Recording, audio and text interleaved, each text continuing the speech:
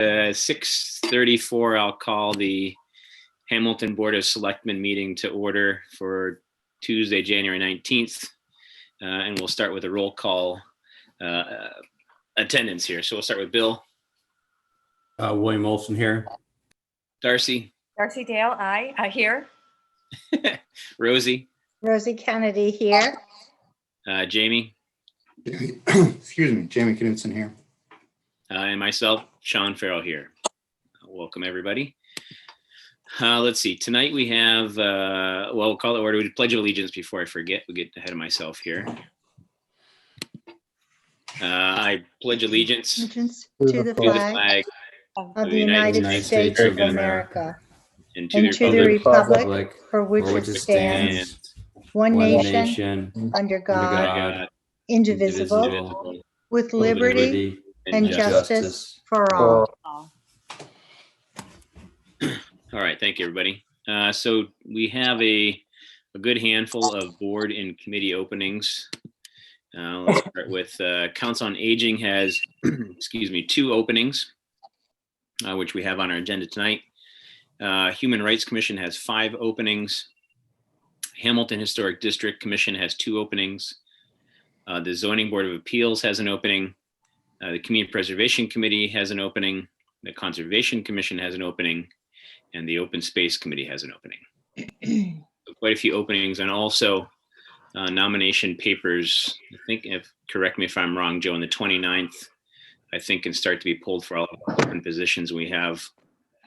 I don't want to say open positions, but positions up for election or re-election. So Joe, the only thing you were gonna maybe look into was if they're changing the signatures. They are still requiring a wet ink signature. Okay. Corinne Kale, the town clerk, has been sharing through her webpage and the town website information provided by the state and some other communities that had to deal with this last spring and in the fall. So there are options for how to do that, but generally what they're saying is you could, if you wanted to be a candidate, you could get 50 copies. You could get a copy of the nomination papers, make 50 copies, and mail them to 50 people that you know are registered voters, and ask them to sign their name. You'd be turning in 50 single pages, but there'd be 50 signatures. So there are a number of things you can do, but you do have to get a wet ink signature, and there's information on the clerk's website to help. Thank you, Joe. That's a pretty good workaround. I wouldn't even thought of that. Getting 50 pages printed out and have one signature on each. All right. Corinne will love that. Oh, the post office. Yes. On top of the dog licenses and all of the census forms that she's got kind of flooding into the office right now. I'm sure she wants, people to get 50 separate pages of a nomination. Right. I guess whatever gets the job done for you if you're getting your nomination paper signed. All right. Selectmen reports. Let's start with Bill. I have nothing updated today, so we'll move on. But if I think of anything, I'll jump in at the end. We did have a position open for a planning board associate. I got papers in this week, so we'll be looking at him and seeing. But that was good news to get somebody to jump in on as the associate for planning board. So we'll look at his application, see if we can get him on the board. Okay, great. Darcy. Yeah, I just want to say the FinCom is now working on their budgeting for fiscal year 22. They're going through the department head interviews right now, and that'll be in preparation for their recommendations for fiscal year 22. So that's to be continued. The Town Hall Building Committee is reconvening this week. I think it's on Thursday, but I would have Wednesday. I think it's Wednesday, Darcy. I'm sorry. Okay. So stay tuned for that. And finally, the info on the composting program seems to slowly but surely be getting out there. People are really talking about it. And I hope it will be an ongoing process, right up until May, so that we can continue just talking about it, just so people will be aware. And I guess that's about it. Thank you. Thank you, Darcy. Rosie, anything to add tonight? Yep, I do. I have a few things. So the CONCOM, the Conservation Commission, has been very busy last couple of weeks. There are some projects in the pike. The first one is there was a site walk for the delineation of wetlands on Zero Bridge Street, where there are potential 9 units on 19.75 acres. The Concom agreed that the wetlands were delineated properly. They were happy with that and voted to accept that. And the other thing, let's see, well, just okay, in terms of the Tobacco Road paving project, it was a wetlands review. It was the wetlands only and not the entire project. The project doesn't have a start date yet. Funds were approved at town meeting last year. And a couple of things that happened at that Concom meeting were kind of surprising, and I thought I would just quickly share them. At town meeting, when it was voter approved to pave Tobacco Road, there was apparently no abutter opposition to this. But on that Zoom call the other night, there were 3 residents who voiced opposition to the project for varying reasons, and they were told that there's going to be another a forum for citizens in about a month or 6 weeks or so.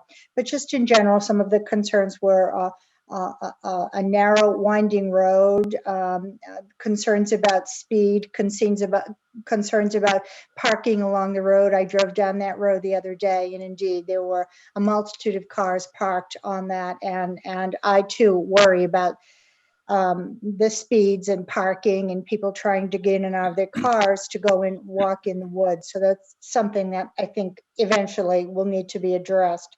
And also the fact, this is the wetlands issue for the Concom, but that this road directly abuts wetlands, and I was surprised at just how close it is.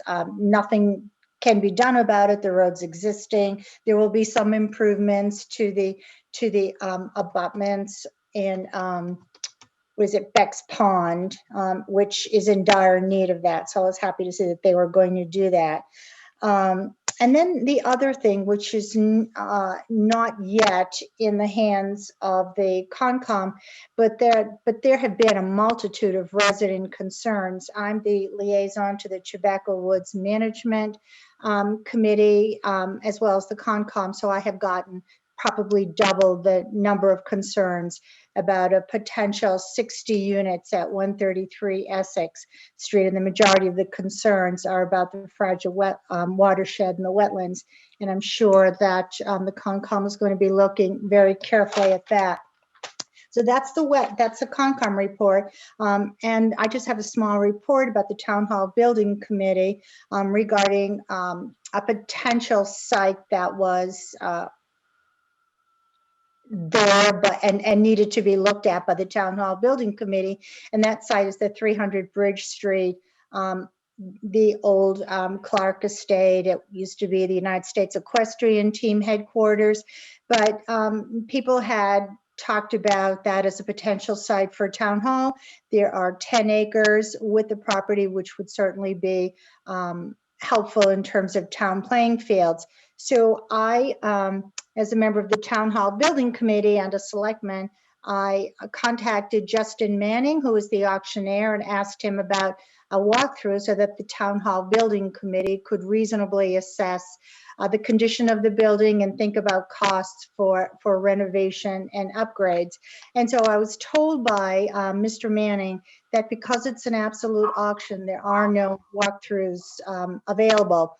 So I think it's important that taxpayers know that the Town Hall Building Committee, and in fact the town, is looking at viable sites, but to pledge a few $1 million or whatever this auction would bring for a nebulous site is unreasonable.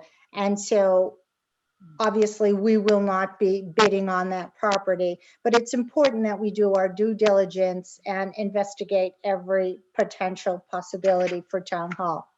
That's it. Thanks, Rosie. Jamie, anything to add tonight? No? Okay. I don't have too much to add tonight, and kind of to piggyback on some of the other things that were mentioned already. Darcy mentioned the compost. We've had a bit of a better rollout of some of the information going out there, but obviously more is better. I had a meeting, and I don't remember if I mentioned it at last meeting, with Gradle, Clark, and Ann Giroux, who've been key with the waste reduction team in kind of helping give people information about composting and stuff over the last year or two. And they spoke with the I think it was the high school environmental club, and they're very much wanting to help us out, which is great. So we can get some student involvement. I think I might get the number wrong here, but there's quite a few students involved, maybe about 80 students in the club, I think. And they had brainstormed kind of a bunch of ideas with Anne and Gradle that kind of help us navigate through this and give information to the public. And one of the ideas was some TikTok style videos, just some short little things from students, kind of a PSA, and showing some different tips and stuff like that for people. And I think we'll be rolling those out once we talk to them again and see kind of how much involvement. They actually have some money that they have in their club as well that might be able to help out with some different things, you know, some bags or bins, or just help us with kind of some media support. So that's encouraging that the high school students want to get involved. So, you know, a lot of times the kids train the parents. So, you know, we're hoping everybody gets the kind of information out there, and those kind of younger generation that has to be around longer than we are, you know, will kind of bump us into shape for complying to this and saving some money and some environment at the same time. Also, Rosie mentioned the 133 Essex property with Meadowbrook Farms. And I too have gotten a lot of emails, and I'm sure you all, for the Selectmen, all Selectmen email. I think I've answered almost all of them except for the ones that came in over the weekend and today. And I've just been answering them all, telling people basically the gist of it, that we don't have a project in front of us yet, so we can't really speak to it.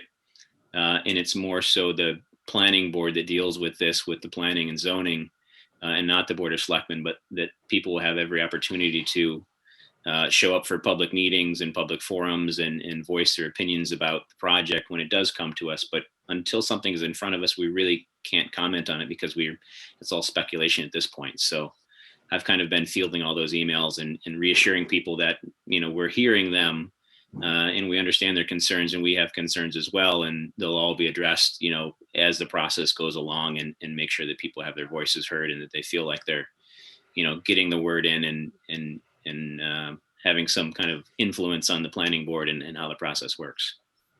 And then lastly, tonight, the cell tower, we still haven't gotten a building permit pulled for it. Everest and Chris Davis is anxious to pull a permit to start, but they're still waiting on National Grid to give them the ability to hook up. So National Grid is the kind of stalling point in the process. As we know, National Grid doesn't really move for anybody unless it wants to. So hopefully they'll move on that soon, and we'll have some forward progress on that. But that's really it for me tonight. And I know, Joe, you had some information tonight to share a little bit, but then you wanted to give some of your time to our wonderful chiefs, if I'm correct. Yeah, I completed the town manager report for you for this week, and it will go up online. But rather than take that time and just read from it today, I prefer to give my time to our two chiefs. During today's department head call, both Chief Stevens and Chief Burnett shared with me some good news that I thought it was great for the community. It would be good for the community to hear from them. And so I'm going to turn my time over to Chief Russ and Chief Ray. I think Chief Ray is now a call-in for some reason. I think he got bumped off. Chief, is that you down there? This is Andrew. Chief just called me. He got bumped off, so give him a minute to check back on. Okay. Is there a call-in user? Is that resident? Is that a resident, or is that Chief? Okay, I don't know who that is. Why don't we start with your news, Russ? Thank you, Joe. I appreciate it. Hello, everyone. It's been a couple of months since I've been with you guys. So my exciting news is this. So it was both exciting for Karen Wallace when she retired. It was also a loss to the department when she retired. So I Karen was a sergeant with the Hamilton Police Department since 2012. So we had to fill a vacancy of the sergeant's rank. So we held a full day sergeant's assessment center, which accounted for 70% of the candidate's grade. And then we also gave 30% for education and specialty experience, which made up the balance of 30%. We had 5 candidates that put in for 5 very qualified candidates that put in for the process, which was great. And the overall person that came out number 1 in the process was Officer Matt Donovan. A little bit of history about Officer Donovan. Officer Donovan's been full-time with our department for 29 years. Prior to that, he was part-time with the town of Boxford and Middleton. He has his master's degree in criminal justice administration. He's currently the accreditation manager. He's our court officer, a traffic safety officer, and he's a certified accreditation assessor. So he came out number 1 in the process, and effective the 25th of this month, he will be appointed as the newest sergeant for the Hamilton Police Department. So I just wanted to share that with everyone. Matt could not be with us tonight. He had prior engagement, so I wanted to share that with everyone. That's good news for the department. Yeah, that's great news, Chief. It's an impressive resume he comes with too. So. Yeah, he's very, very rooted in the town. As is, I'm very fortunate in our police department. And as you know, Sean, most of the cops, most of the officers in town grew up in town, or family lived in town. They're very rooted to our town. We have a very unique police department.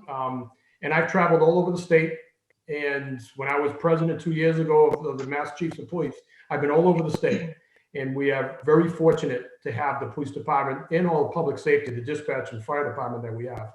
I'm very proud of our public safety team that we have in our town. Yeah, I am as well, Chief. And I think your comment about a lot of folks that are local to Hamilton and Wenham, makes a big difference. And I think that anybody that comes in from another town and works here on our force, they see the culture and they get vested in the town as well. And, it's all part of the big picture. It's that kind of community policing that we always talk about. Exactly. All right, and I see Ray. That's great. What's that?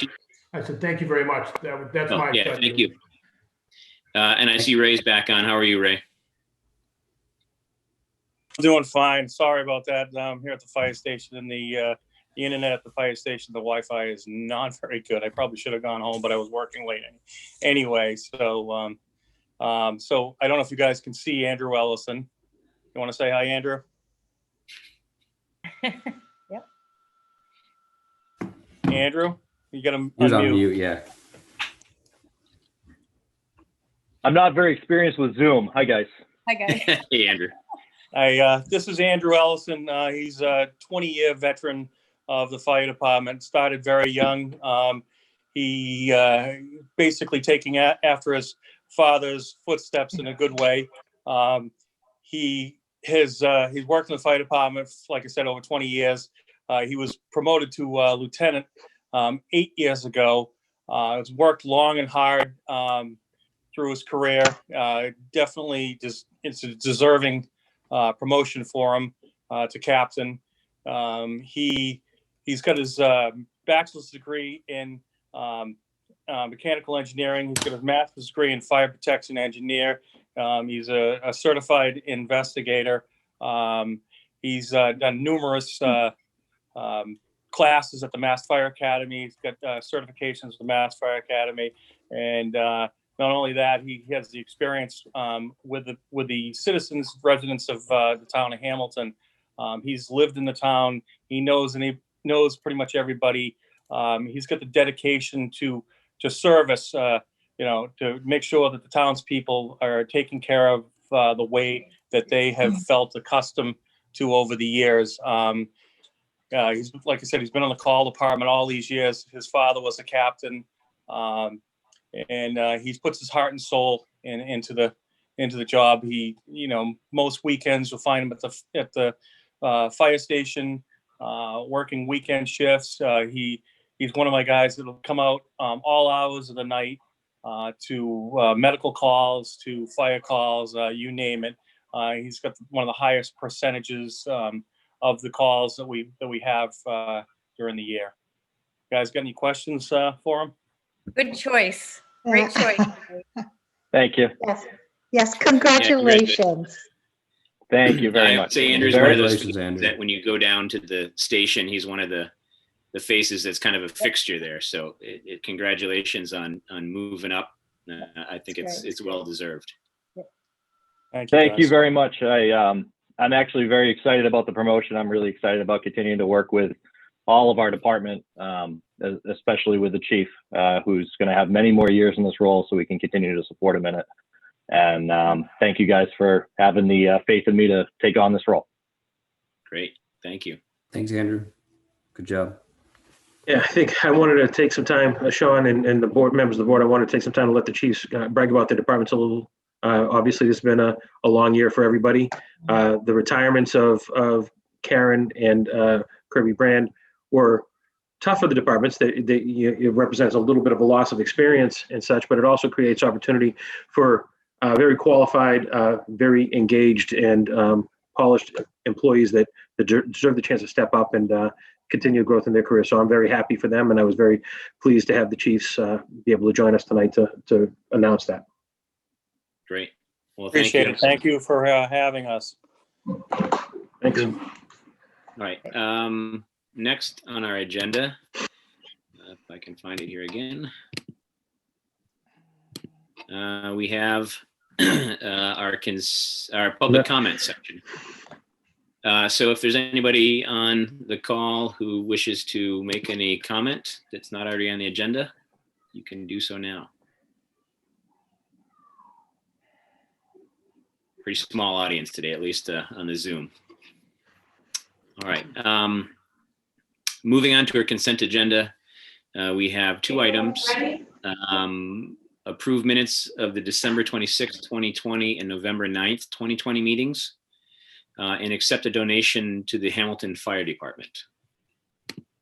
I move that we vote to accept the consent agenda. Hold on the November 9th minutes, please. Okay. Darcy, you want to revise your motion? Yes. I move that we vote to approve the donation to the Hamilton Fire Department. Okay. Let's start with that one, and I think there's two sets of minutes. So let's second the donation motion. Second. Thank you, Rosie. All right, we'll do a quick roll call on that. All those in favor. We'll start with Bill. William Olson, aye. Darcy. Darcy Dale, aye. Rosie. Rosie Kennedy, aye. And Jamie. Jamie Knudsen, aye. And myself, aye. And then Rosie held the November 9th meeting minutes. Does anybody want to make a motion to approve the October 26th, 2020 minutes? So moved. Yep. Okay. Was that a second, Rosie? I just have a couple of small edits, but do you want me to second first? Whatever you'd like. Yeah, let's second the October 26th one. I'll second. Okay. And you're holding the November 9th, correct? You're okay with the 26th? Yes, I would like a little more time to review them. Okay, so let's make let's do a roll call vote in favor for the October 26 minutes. Before we vote, could I just make a couple of quick edits? On the 26th? Yeah, they're little edits. Sure.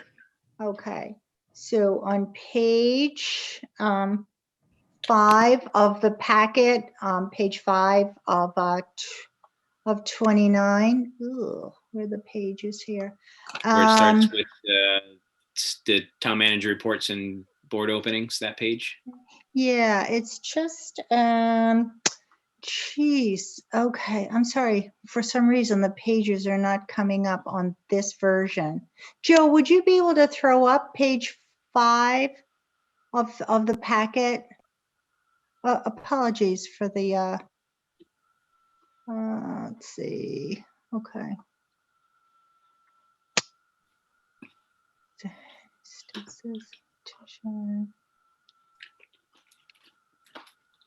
I have it up, Joe, if you want to make me a co-host. Yeah, I don't know what happened, I'll tell you. Okay, let me try this again.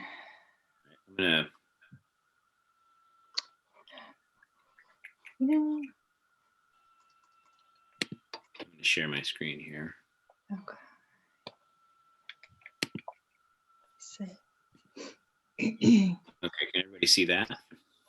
Let Yep. me see. Okay, here. so this is page 5, Rosie, in front of you. Yeah, okay, so just in that second paragraph, Ms. Kennedy said, so let's see, and let's go down to the third line from the bottom, whether it should be 25 feet per state guidelines. I'd like to change that. That should be amended to whether it should be 25 feet per prior state guidelines or greater, and in the parentheses, open parentheses, current is 50-foot no build, 50-foot no disturb, and 75-foot no build, close parentheses.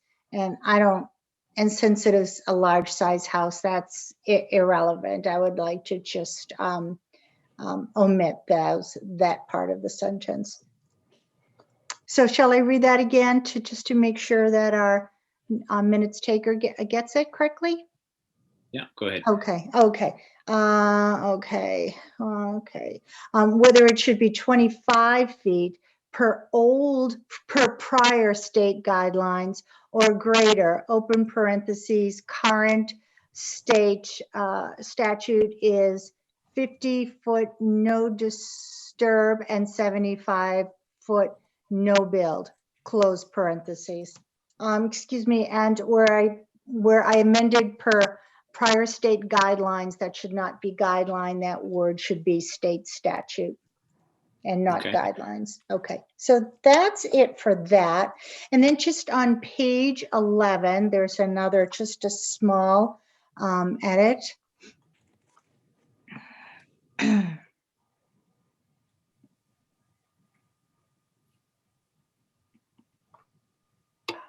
Okay, correct, perfect. And where the paragraph begins the home rule petition. Okay, so 1, 2, 3, 4, fourth line from the bottom. Ms. Kennedy had an issue asking why someone who is living in the house who is not on the deed's income isn't included, and it should be is included. That it should not be isn't included. I was wondering why it is included. So those are the only amendments. Okay. Sorry for the delay. That's okay. And other than, yep, that's it. All right. I'll stop sharing now so we can see our handsome and lovely faces. All right. So motion's been made and seconded. We've had somewhat discussion by Rosie altering some of her statements in there. Any other discussion? No? Okay. Then we'll do a roll call vote. All those in favor, we'll start with Bill. William Wilson, aye. Darcy? Darcy Dale, aye. Rosie? For the amended minutes, aye, Rosie Kennedy. All right. And Jamie? Jamie Knutson, aye. All right. And Sean Farrell says aye to the minutes as amended. And then, Rosie, you just had a general hold on the November 9th minutes in general to look at again? Yes, please. I would like to. Thank you. Okay. We'll take it up at our next regularly scheduled session. Thank you. All right. And back to our agenda. We have our first up is consider interim appointment of Bill Bowler as chair of the Zoning Board of Appeals. And Bill is on with us tonight. And Joe, do you want to? Give you a little background. Yeah, we had a sudden departure on the Board of Appeals. And that has complicated things because one of the members of the Board of Appeals is also largely out of state attending a family matter. So that would have left us with just one member of the Board of Appeals. Patrick came to me wanting to know what we could do. So I said, well, why don't you do me a favor and reach out to Bill and see if he's got any ideas. He's been around a long time. Maybe he knows somebody that'd be willing to step in on a short-term basis or something. And in the meantime, I checked with KP Law to find out whether it would be advisable to have the member that's out of state be able to participate remotely, since everybody's participating remotely. So the short answer to that question is yes, the member that's out of state, when he is available, if he has access and wants to participate, he can participate in the meeting as long as he has all the meeting materials and everything else and logs in that, lets people know where he is. But Patrick talked to Bill, and Bill said, well, I think I can help you out for a little while, but we got to get somebody in here again. I think we're overwhelmed with gratitude for Bill being able and willing to step into the fray at this point. The other two members, one was a brand new member, and one had been an alternate for several years and may eventually be ready to take over the helm as chair, but he is the one that's currently operating out of state, and so not wanting to put that on him as well. Bill, I think, is here before you, offering to fill on a temporary basis, not on a permanent appointment, I think, but on a temporary basis till we can finagle somebody else to jump on the board and help us out. So if you have questions for Bill, this isn't a normal process. Normally, obviously, we take an application, everything else, but given the state requirements on response times to ZBA requests and things, we felt it best to get it before you as quickly as possible so that we don't accidentally allow something to go that hasn't had the opportunity to be properly heard. So right, and we were hoping that the rest of the board would feel as I do, that Mr. Bowler's been properly vetted to be competent zoning board of appeals member for a temporary basis, as he thought he was out, and we've pulled them back in. So he's worn many hats over the years. Right. No, appreciate your stepping up. So that's great. I was just curious if any significant issues pending are you trying to be proactive, Joe? Is there something that's already in the queue, or just be proactive?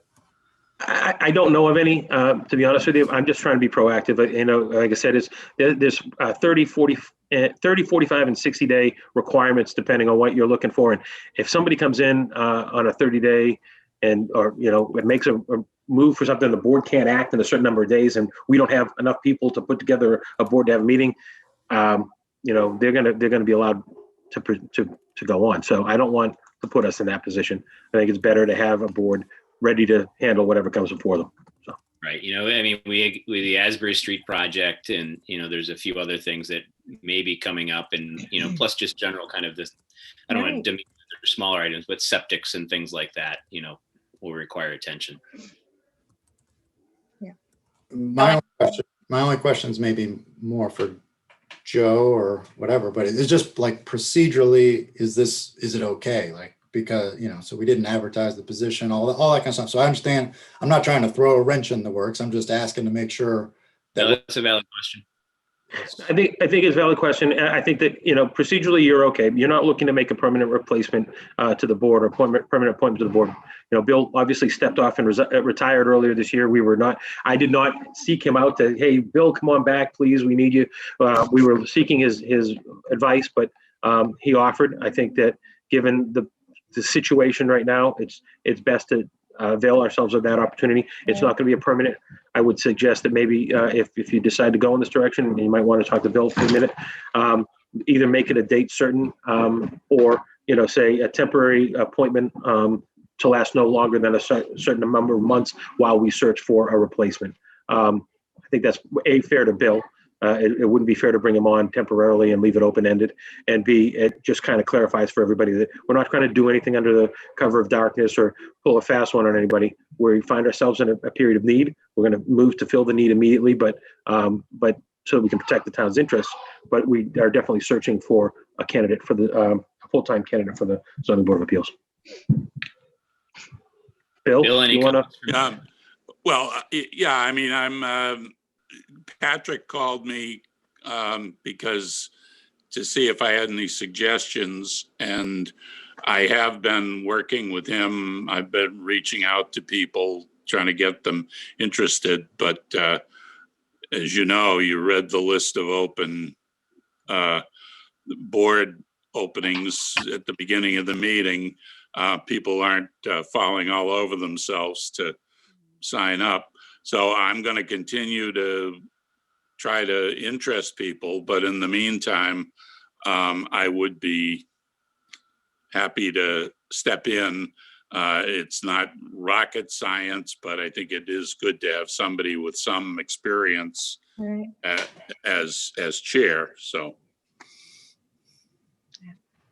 Any other? So I'm happy to do it, on any basis you say. I mean, if I get tired of it, I can always quit. But I would just I would stay with it until looks like the board was going to be fully staffed. So That's great. That's great, Bill. Joe, do you have any ideas on a time certain interval that would be appropriate? well, I would just, I'll do whatever you decide. You can leave it open-ended as far as I am. I guess I would be appointed to, I'm being Interim. appointed to replace the former chairman who resigned. So I guess it could be that technically I'd be appointed to fill out her term. But, if we find people before then, all the better. So. Yeah, So I yours- think if it's all right with the board, and I'm pretty sure Bill will be all right with it, that we make some kind of motion to appoint Bill on a temporary basis. I don't think appointing him to fill the rest of the term of the vacancy is fair, because then he'll have to resign and all that kind of stuff. So I think if we appoint him on a temporary basis until, like he said, we can adequately fill the board membership, and then Bill can just kind of fade into the background again if he wants to. Well, how about to June 30th? I mean, that's, and then, it's the end of the fiscal year. That's when people generally come on and go off. And, hopefully we'll find some permanent folks before then. All right. I think that's good. That's a good suggestion. So everybody else Shall I okay make with a that? motion? Yeah. Yeah, go ahead. I move that we appoint Bill Bowler as the interim chair of the Zoning Board of Appeals for starting tomorrow through June 30th, 2021. Second by anybody? Second. Any further discussion? No, just thank you very much, Bill, for stepping up. I know you've got a lot of things on your plate with being moderator and all, and it's really very generous of you to continue to give your time to the town. So thank you. Thank you.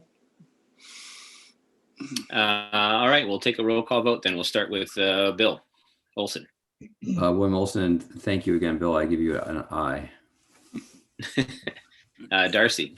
Darcy Dale, aye, and thank you, Bill. Rosie. Rosie Kennedy, aye. Jamie. Jamie Knutson, aye. And myself, a much appreciated aye from me as well. Thank you very much, Bill. We will see you in front of a Zoom sometime in the near future. Okay, thank you. All right, up next on our agenda, we have consider appointments to fill the vacancies on the Hamilton Council on Aging. Yeah, you have before you two candidates who've actually been participating in meetings. I'll actually stop talking and let Jamie do it. He's the liaison, and I believe he's met both these folks via Zoom at least. And Jamie?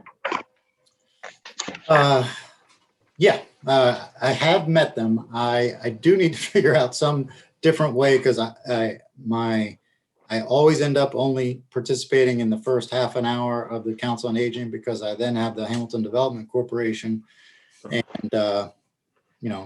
in the first 5 or so minutes isn't always the most productive.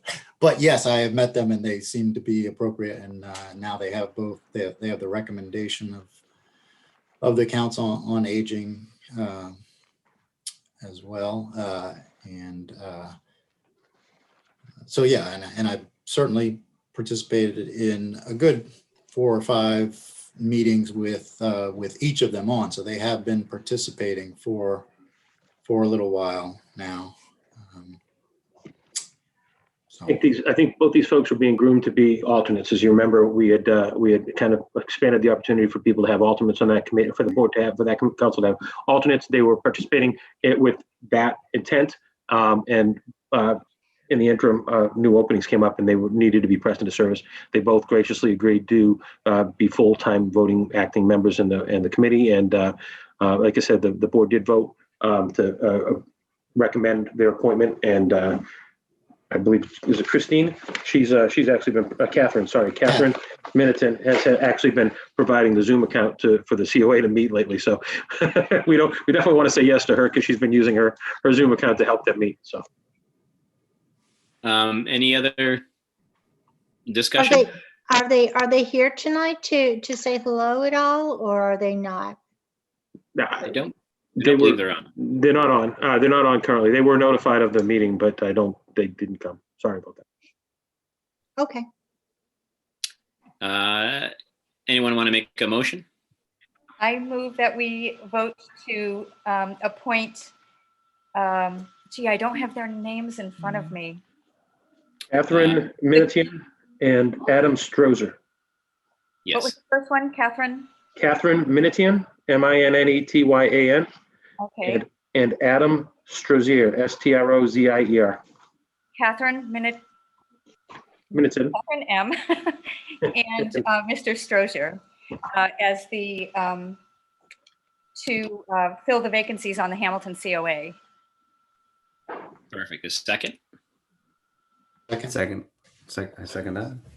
Perfect. Yeah, I think they're both. I know one of them. I think I know the other one too. I think Catherine, but I know Adam. He's a great guy. I think he'll be a good asset to that board. All right. So roll call vote. We'll start with Bill. William Olson, aye. Darcy. Darcy Dale, aye. Rosie. Just as a point, I thought we had agreed that we would invite candidates to boards we're appointing.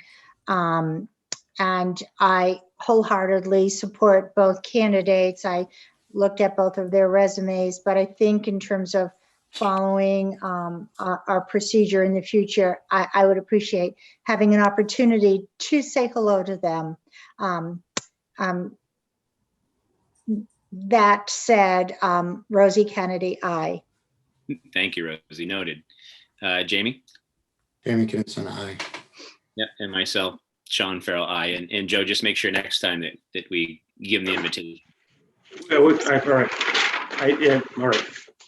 That's right. I think we kind of got lost in the mix. I apologize, Rosie, because we were playing a game of kind of wait for the COA to give the recommendation. I do remember that, and it's such a nice opportunity to meet potential candidates, and these two candidates sound very interesting. So that said, certainly I support their appointments.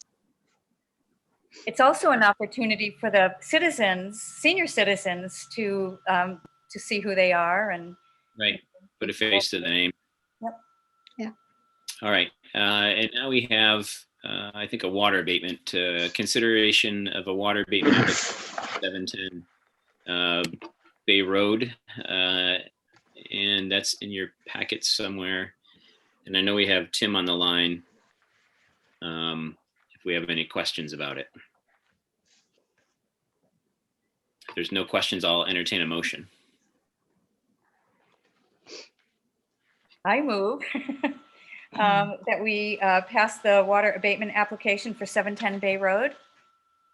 Second that. All right, any discussion? Seems pretty standard. All right, we'll start with a roll call vote. Those in favor, Bill? William Olson, aye. Darcy? Darcy Dale, aye. Rosie? Rosie Kennedy, aye. Jamie? Jamie Knutson, aye. And myself, Sean Farrell, aye. All right.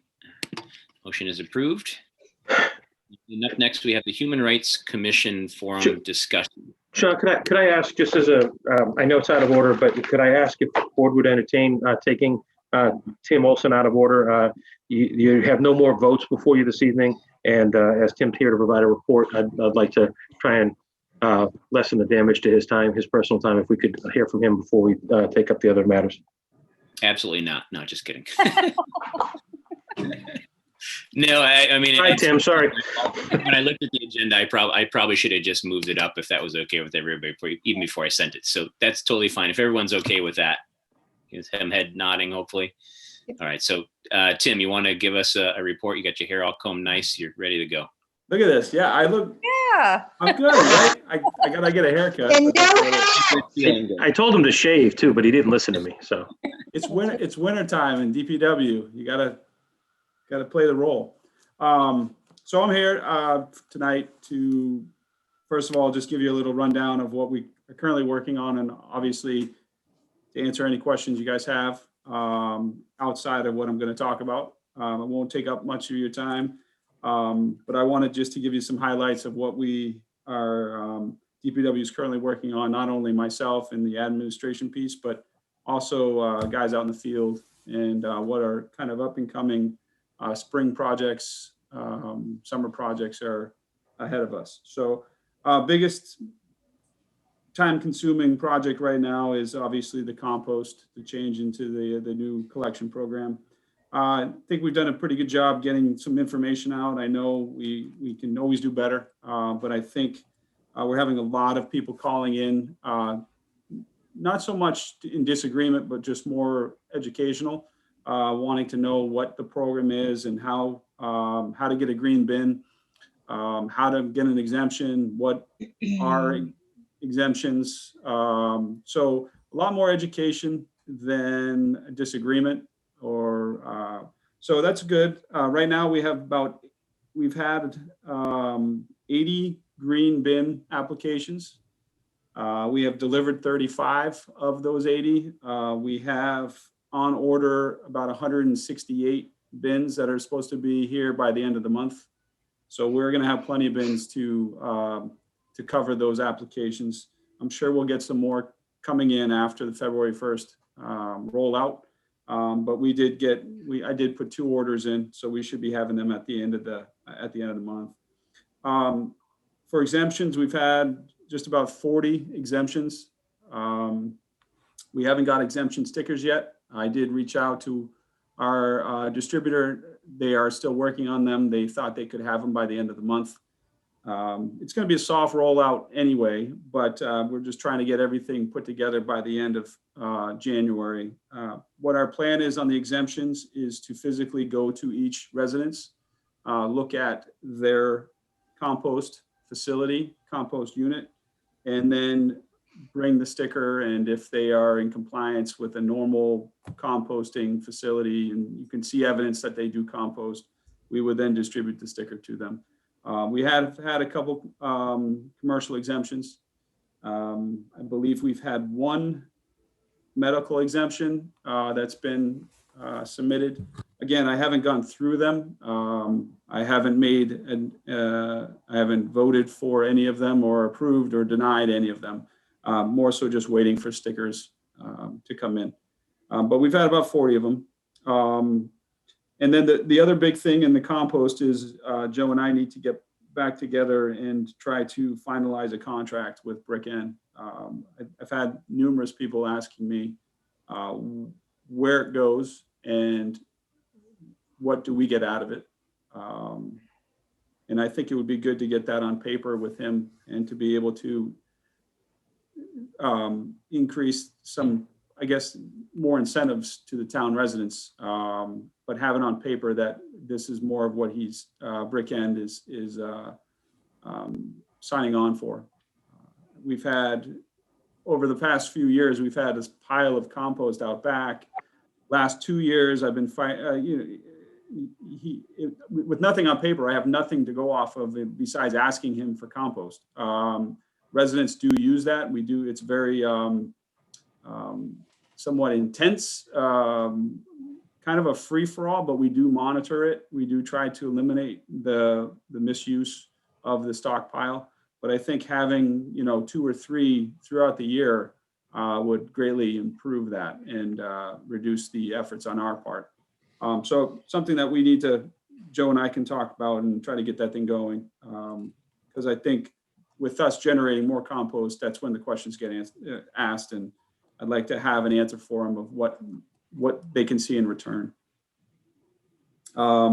Administration piece on the solid waste side of things, I'm working on the solid waste survey, the annual survey. So that is for our RDP grant that we get. We're roughly around $8,400 a year.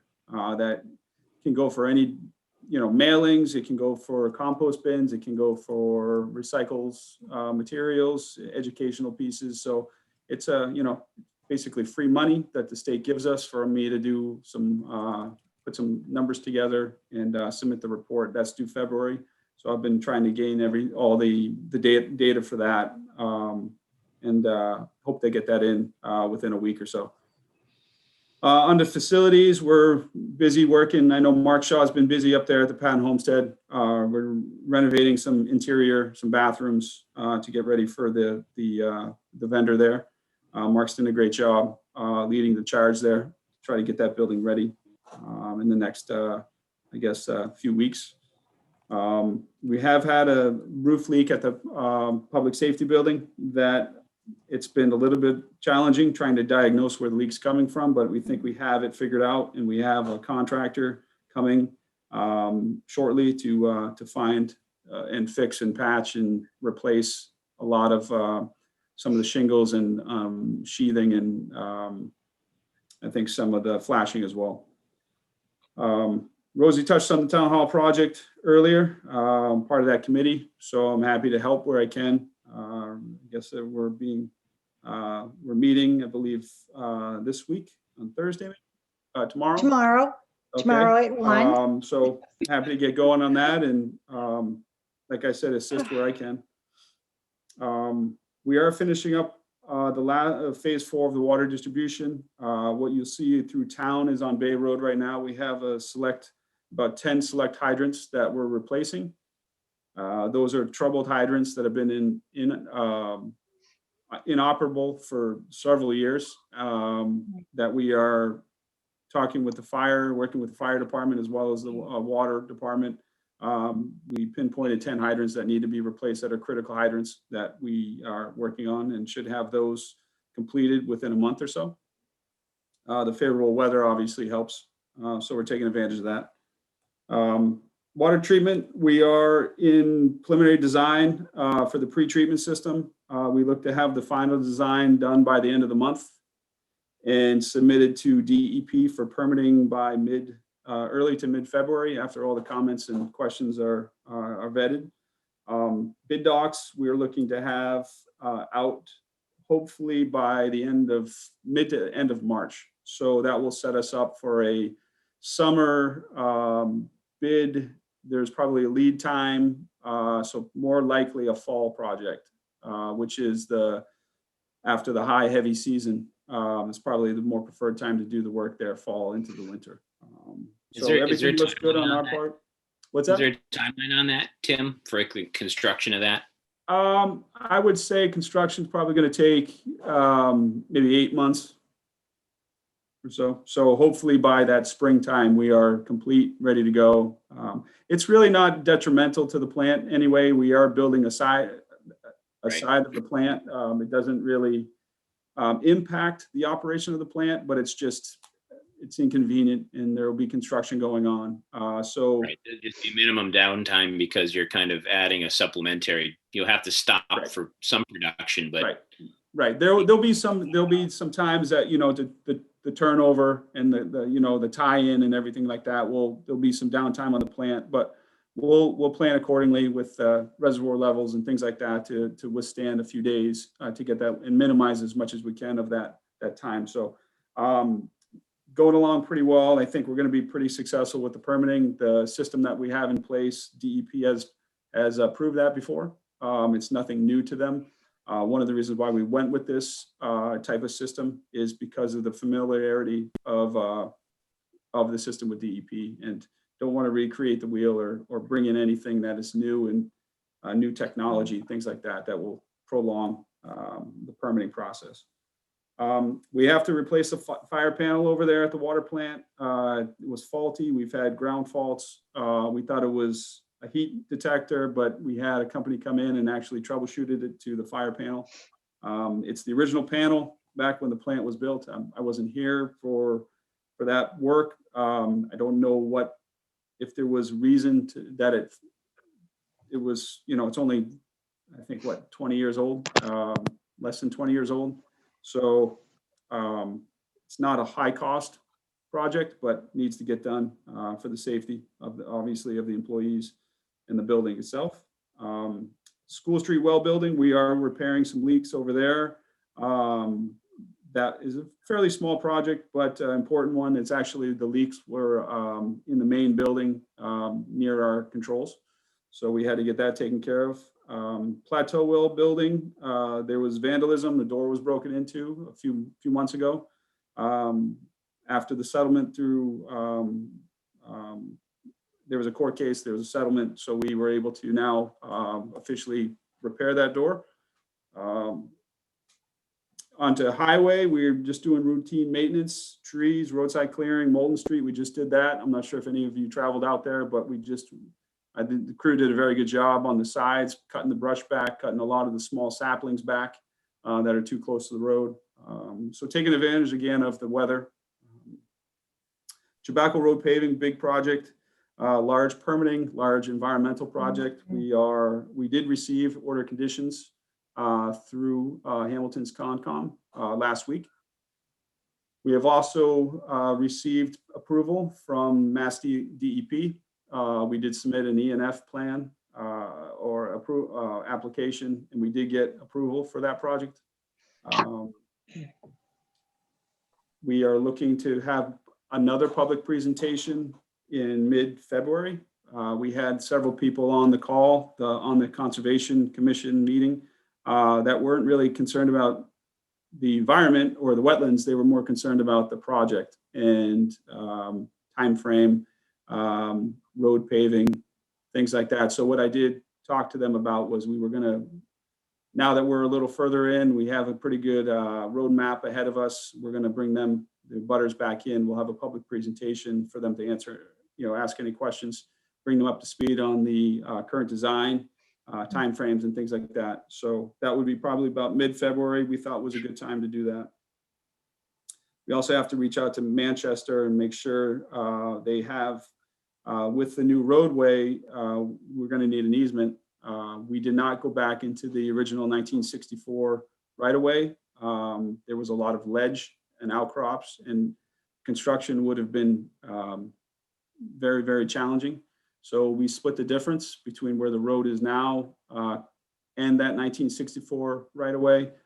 So we're establishing a new easement in that area, which does come with its challenges. I think Manchester will have no issue with it. We are pulling the road away from the resource, but that location, that area is under Chapter 97. It has a conservation restriction on it. So we have to not only get an easement through Manchester and have that go through their annual town meeting, we also have to petition legislature for revision to that conservation restriction.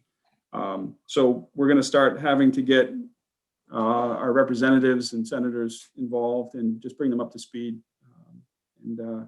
I don't know what the time frame is on something like that, but at least we'll get the ball rolling and get them the information they need. Yeah, we may, just to interrupt Tim, we may have something on our warrant in the spring, and Manchester will too, right, for the easement? Or can they just, it had to go to Manchester town meeting, right, to approve the easement or something, Joe? Correct me if I'm wrong, right? Yeah. I think there was some. If I could interrupt, sorry, Sean. We'll want to try to time it properly. I think we have a better chance of having it approved at the state level if we have Manchester signed off already. Most likely what we'll do is we'll continue the permitting and stuff with DEP, and we'll get in front of the Manchester town. Hopefully I agree with Sean. I agree with Tim. This project's going to help their aquifer, so it's something they've wanted us to pull the road away in the past. So I think if we get in front of them and they approve this and their town meeting approves it, it makes it a much more likely that the state goes along with it.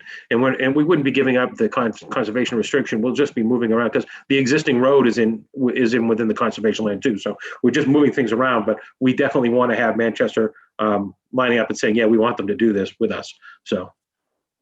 Right. And by improving that road too, I think we're actually improving the environmental impact. Even though we're putting hardscape down, a lot of that road material now is just getting pushed into the conservation areas and the vernal pools and all that stuff now.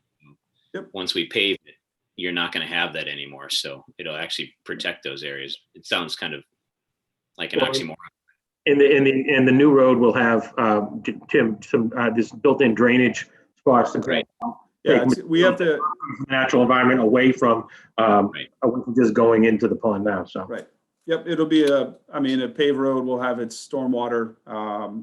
We have to adhere to the stormwater regulations, so it'll have like a probably a roadside swale, and it's more of a controlled drainage instead of what it is currently today. And it's the gravel, we're constantly replacing gravel on that road and redoing that road, and you wonder where that gravel's going. So it's obviously not on the road and staying on the road. It's widening the road out. It's then falling off onto the shoulders, and then obviously down the slope there to Gravelly Pond or their watershed. So by hardscaping it and turning it into pavement, obviously it's more control. We can control the runoff a lot better, and obviously it's permanent. So it helps us out in many ways. It helps the town out in many ways, and it helps Manchester out with their watershed and protection. So Tim, I have a question for you, and this was raised the other night at the Concom meeting. When the road is diverted, there will be a bunch of trees cut down. I don't know how many, but the plan is to just reseed the road as it is now and let it naturally just reforest. So my question is, could the town plant a few trees there to maybe help the process along? yeah, I think we'd have to probably get Manchester's permission since it's Manchester's property, but I think if there's ways to reestablish some type of forest or landscaping there, that's habitat. Yeah, something like that. I do remember that question, and I think the LEC, we had our environmental group on that call as well, and I think what she was saying is there's ways to do that, but there's also we're creating a new habitat and a healthier habitat for the aquatic life and things like that. So you kind of have to, we maybe, because I think the resident was concerned about we're taking away a forest area. And there's not too many trees. Where we put the road, there's not that many trees that are actually going to be taken down. Many of them are very small, but rightfully so. There is some habitat there, and we are trying to say, hey, we're disturbing this habitat, but we're recreating this, and we're making this one also healthier. So there's some very good, there's a little bit of con, but more pros in that approach. But we can, I'll definitely talk to them about that, and we can bring that up to Manchester. They may want to use that as kind of more of a open area. So their placement might be key, because they may want to use that road to kind of the perimeter around their pond. Just keep it a little bit open so they can access it if needed. But that's something we can talk to them about. Sure. Okay. Can I ask a few questions about two other things, or do you have more to say? I don't want to interrupt you. I do, but go ahead. It's free for you to ask questions. Just one question, just to go back to the composting. I know we had talked about this and there was no definitive answer, but I know we're going to be giving people the green compost bins. But I'm wondering about the sink side bins. Did we come up with a decision about that? Do people need to buy it themselves, or were we going to try to find a way sort of in bulk to provide at least some of the sink side bins? I think what I came up with is obviously giving them what they need to compost, and the need is the green bin on the side of the road to put out there. We've had, ever since 2012, we still have countertop bins. We don't have many because it's been 8 years, but there's something that a lot of people really like to have their own. They like to have, there's many different types, there's many different sizes. Some people don't use them. They just keep their compost in their shed. Some people use bags, some people don't use bags. And I think I don't really want to invest in buy something that we're going to have a few people looking for. So I kind of looked at it like, hey, when you get your trash barrel, you get a barrel, and no matter, it's up to the resident to figure out how to get that trash there and what size of bags to use, what type of bags to use. Right. Okay. Not getting too much into the how to do it. And, we're giving them the overall product, or I guess material, to get rid of it. But we're not giving them bags, bio bags. We're not giving them those things. So, I mean, it's fun. We can order them. We've had a long time of the same stock since 2012. So I'm not really sure how many people would really take advantage of that. Right. Well, just because people have asked me about it, and I just said I thought that we were going to try to provide what we could. And if we have some bins left over, I mean, there's no sense in them gathering dust. If people need them, can they come and put an application in for them? I guess is what if that would be okay with you. I think we have probably, I don't know if we have like 1 or 2 boxes. I mean, there's probably like 10 in a box, or maybe some more, but I would say we probably have 15 remaining. Okay. I mean, we don't have much in there. I didn't order them just because I wanted to concentrate on the actual bin, the large bin itself. But I mean, if that's something you guys feel like you want to have on hand, I don't know if we charge for those or not. We're not charging presently. We're not charging for the compost bins because we're trying to distribute them to everybody in town. Right.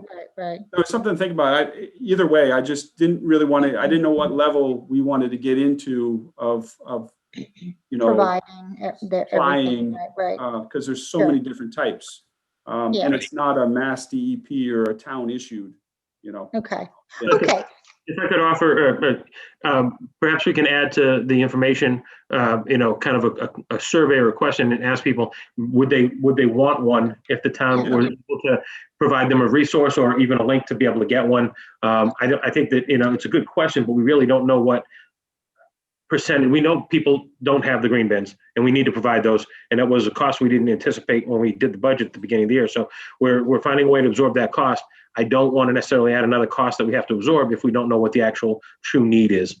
So, Tim and I can play with language, put up a little poll question. Hey, would you want a sink side composting collector? Yes or no? Would you prefer to just be given direction to where you could purchase one of your own? Yes or no, and then just go from there. If we have an overwhelming demand, we'll try to find a way to meet that. But I kind of agree with Tim. We have some resources we could probably make available for people, unless we identify that there's a huge need for it. Yeah, fair enough. I just think that question was left open. Okay. And then there was just one other comment I wanted to take. I was walking through Patton Park the other day, and it was quite messy, I have to say. There were even pizza boxes and drink glass containers on top of the tank. So, but then I came back the next day and everything was cleaned up and the place looked great. So my question to you is, Tim, should I say thank you? Are your folks doing that work, or are there committed citizens who were doing that? I was very impressed at how clean it was the next day. So if that's you, great, thank you. It was in Patton Park. There was trash all over. Well, we have, Gary down at the park, we do have an employee down there that picks up trash daily. Perfect. Okay. Because I didn't know whether I should thank you or some citizen who had done the work, because it was really messy and it was amazingly clean the next day. So thank you. It looked great. Sure. I'll pass the message on. But he's down there every day. And this time of year, it's pretty fairly slow. So if he's not assisting highway or cemetery, he's down there, or facilities. I guess he's been helping Mark up there at the Patton. He's down there picking trash up and raking and keeping the park up nice. Do we have trash cans down there? I looked for trash cans and I saw, I don't know, maybe a couple of recycle bins or something. Do we, just because that park is so heavily utilized, I just wasn't sure if there are trash cans down there. I know that we like people to sort of carry in, carry out. We try to, yeah, spread that message. I thought there was some trash cans down there by the bathrooms. By the Definitely some by the tennis courts? courts. Yeah. Okay, And maybe by the playground Yeah. area. I don't think they go, we don't like them too close, just because they do during the year, they do track bees and. I think there's 2 cans down there in the Yeah. recycle bin. yeah, that's what I saw there. Okay, thank you. Sorry. I just thought I would just say how impressed I was at the very good cleanup. Well, speaking of the park, we do plan to do some park drainage this summer. That's one of our drainage projects that we have on our list. Trying to control the drainage off that parking lot by the pool. Trying to keep it from flooding out in that area. Very minimal, small job, but I think our crews in-house can handle that. So we're going to try to get that taken care of. Sharon Road is officially closed. We did cut the asphalt. We are just waiting for better weather in the spring to do some loam seed, some restoration. We have put some stones and some reflectors, things like that, to try to keep people's attention as well as to deter people from driving in that area. It's going to come along. It's just going to get through the winter so we can restore it and make it more, do some landscaping there. So planning on doing some paving over the summer. Forest Street, Village, Beach. Those are the 3 streets this year that got waterline improvements. I'm going to follow up with an overlay on those streets. Bridge Street from Bay Road to Miles River. That needs to have some drainage work done first. And as soon as that drainage work is done, then we're going to pave that area as well. And I'm working with the potential project over on the corner of this Miles River and Bay Road, or Miles River and Bridge Street. We do have some severe drainage issues over on Miles River as well, that I don't know what the significance of the project yet, but I'm trying to work and coincide the work that they plan to do as much as I can. They're a little further out than I am, but trying to work with them. I just want to try to get some of the drainage taken care of and then hopefully pave Miles River. But I don't want to do so prematurely until I know the project that they've got ahead of them. So if it's just regular lots and whatever they have there, single family lots, it's not too much detriment to the roadway. There's not too much impact. So I think we can pave it and not have too much of an issue in the future. Cemetery, we've done some major work over there over the summer. It was in rough shape. The grubs had a field day over there. We did a massive grub treatment as well as hydro seed. So I'm not sure how many of you, hopefully people have recognized the work that my guys put in. They probably put in about 3 weeks of work, maybe even close to a month over there.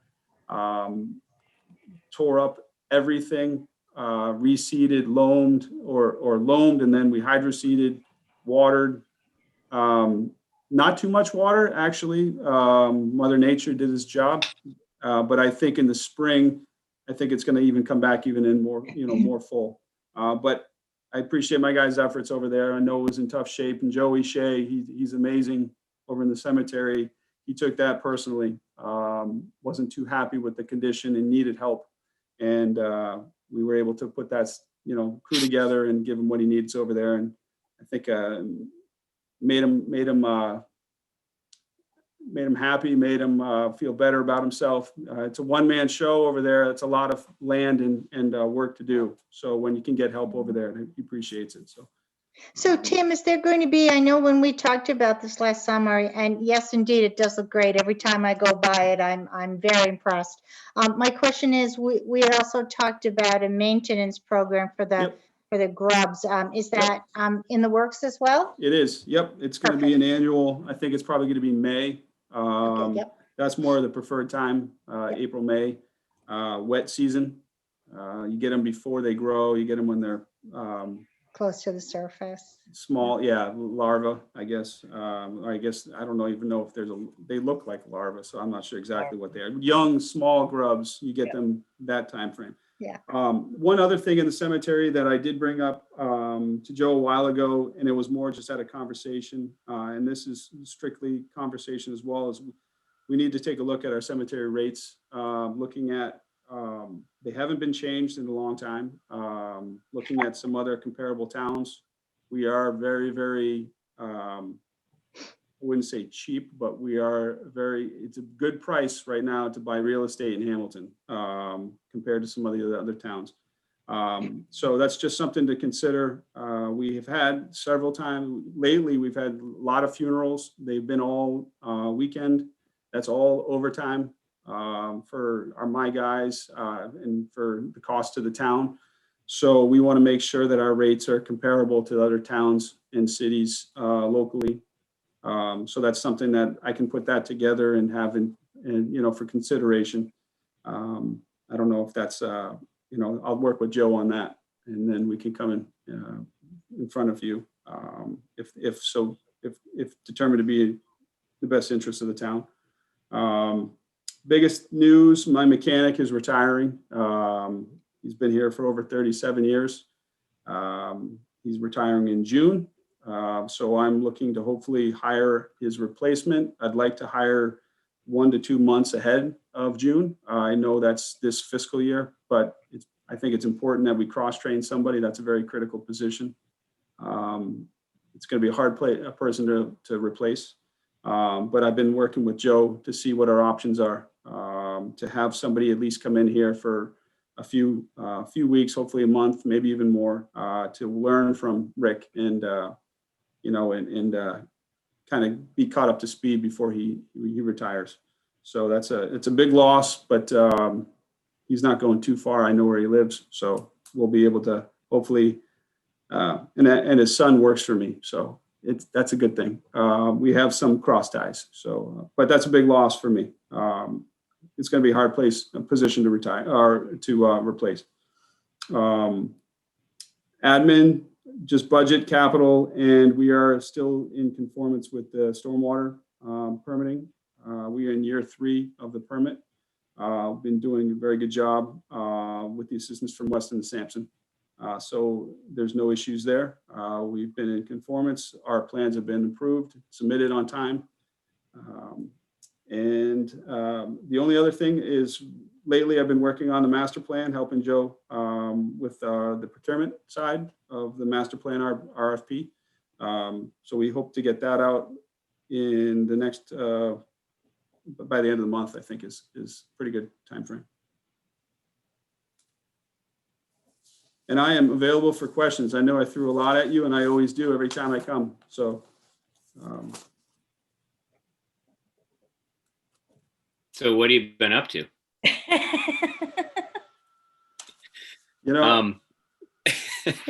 Tim and I have these talks. I talk to Tim on a fairly regular basis, and I'm a talker, Tim's a talker, but Tim's got a lot to talk about all the time, especially with stuff going on.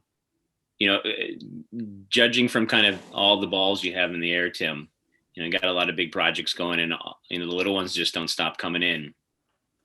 A couple years ago, we had I'm going to call it a ticketing system, kind of internally, and I don't know how much we use that, but budgets are tight right now. But it would be good to maybe consider some type of a ticketing system to help the department out for kind of, see something, say something, you hit a pothole on Bridge Street or something, somebody can report it, and then that generates a ticket. That might help kind of Gail and Dolores in the office who also kind of fielding phone calls and stuff. I can't remember what the software was when we first looked at it about 3-4 years ago. Yep. We have one. We have, I actually just recently changed over to a different software. I think it's better suited for our needs. Pete Cobb, my assistant, has kind of ran with that software. We do get calls. We do create work orders for the crews. He's now been able to take that, something that I didn't have time to do. He's able to take that software and actually use it to the town's advantage by populating it with actual employees, looking at time, how long things take to get, completed, forecasting out what projects we have to, coordinate it with highway crew. Say there's like 5-6 potholes, he'll go and he'll print the work orders out. He'll go talk to the highway foreman. He'll make sure that that's on the, that's on the list, and that, and if we're going to go get a load of asphalt to, to go do that type of work, that all of those work orders get brought to the top, as well as then fixed and at the same time, coordinate the work, coordinate the effort. Obviously, makes for needs good communication. I can't say enough about Pete, what he's done for me. He's given me some time to look into some other things. With that, it was a new job a couple of years ago. I think we've fallen into a pretty good working relationship. That he's more on the operations side. He's been dealing with a lot of tree work over the last year and a half at least. Now taking on that role with the operations with the work order system. He's going to be doing the catch basin inspections for NIPTs, the stormwater. That's something that we have to do for the permit. So he's going to be out actually taking the inspections and doing the forms and logging that information that we have to then submit to the state. So it's something, the in the out of the office is always challenging. Now we're able to sit down and talk and plan the day, plan the week. And also, if I'm out, I have somebody that's in that we can call and vice versa. So it definitely a good, great help. He's been a great help. So. Yeah. And you mentioned the stormwater permit stuff earlier. I was going to ask you about that, but you answered it. And a few years ago, we had I'm going to forget what it was called, but basically a road assessment. We had firm come in. I don't know if it was part of the stormwater permit stuff or not, but we had someone come in and they assessed all of our road surfaces and stuff like that. And it's going to assume that you're following that kind of guidance for the most part to improve, update, and stuff like that. So we have some capital planning and stuff as we go along with that. Yes, the challenge with that plan is that was an assessment on asphalt and roadways alone. So I always try to coordinate waterline work, with those roads and try to kind of cross-reference the two lists and try to see what we can do. If we're in an area, if we're in a neighborhood and one street needs a new water line and the other street needs paving, well, I'll just wait till we get the water line done and get the paving done at the same time. Similar to, the last project that we just completed with Village and Forest and Beach, those roads they were lower on the list of paving. They were actually lower on the list of or condition of water line. So they were perfect, set up for the water line and then an overlay. But there are some streets in there. We're able to populate that and keep up with it. The way that system is, you can kind of regenerate a list. We did get a final report, but then you can keep up on it with the software that you can regenerate a list after you do some paving and upgrade some roads. Then they drop to the bottom, obviously, because they're brand new. So we are going through that effort this winter to set the table up for next year. So it's kind of key to the whole thing, right? Is you've got the document, you got to make it a living document, or else it's a timestamp really, and it doesn't do you much good moving forward. If you, like you said, if you pave something, it's got to go down to the bottom of the list and something else moves up. The last thing I'll say, and you and I, Tim, have had this conversation a few times over the years, but it hasn't really come to fruition, and I'm going to blame myself for it. But you have so much going on all the time, and you're a department, but you're not a board or committee. But you and I've had this conversation that it would be beneficial if we had some type of a liaison type of a role with the Board of Selectmen. And I'll just kind of throw it out there to the rest of the board that there's so much going on with our DPW. It's one of our biggest, money spending and project everything part of our town, and every other board and committee has some type of liaison to it. And just from tonight's department head report from Tim, he could talk another hour about what's going on. So maybe the board in the future would consider some type of liaison role to the DPW director, to just check in with him and get some updates and bring them to the board on what's going on. And I think it would kind of help the communication lines, and people would know a lot more what's going on. And and then maybe Tim wouldn't have to talk for an hour when we have him on a meeting. No, I agree. We wouldn't have to come to meetings for something that we could just handle through a liaison role. So Yeah. I think that makes So- sense. Joe thought on- participate in as well? What's that, Darcy? I was going to say, is this something that would fit under Joe's umbrella as the town manager? And I'd at least like to be involved in the conversation. Yeah, I mean, I think, it's Joe relays a lot of information to us, but there's a lot going on, I think. I mean, it's food for thought, really. That's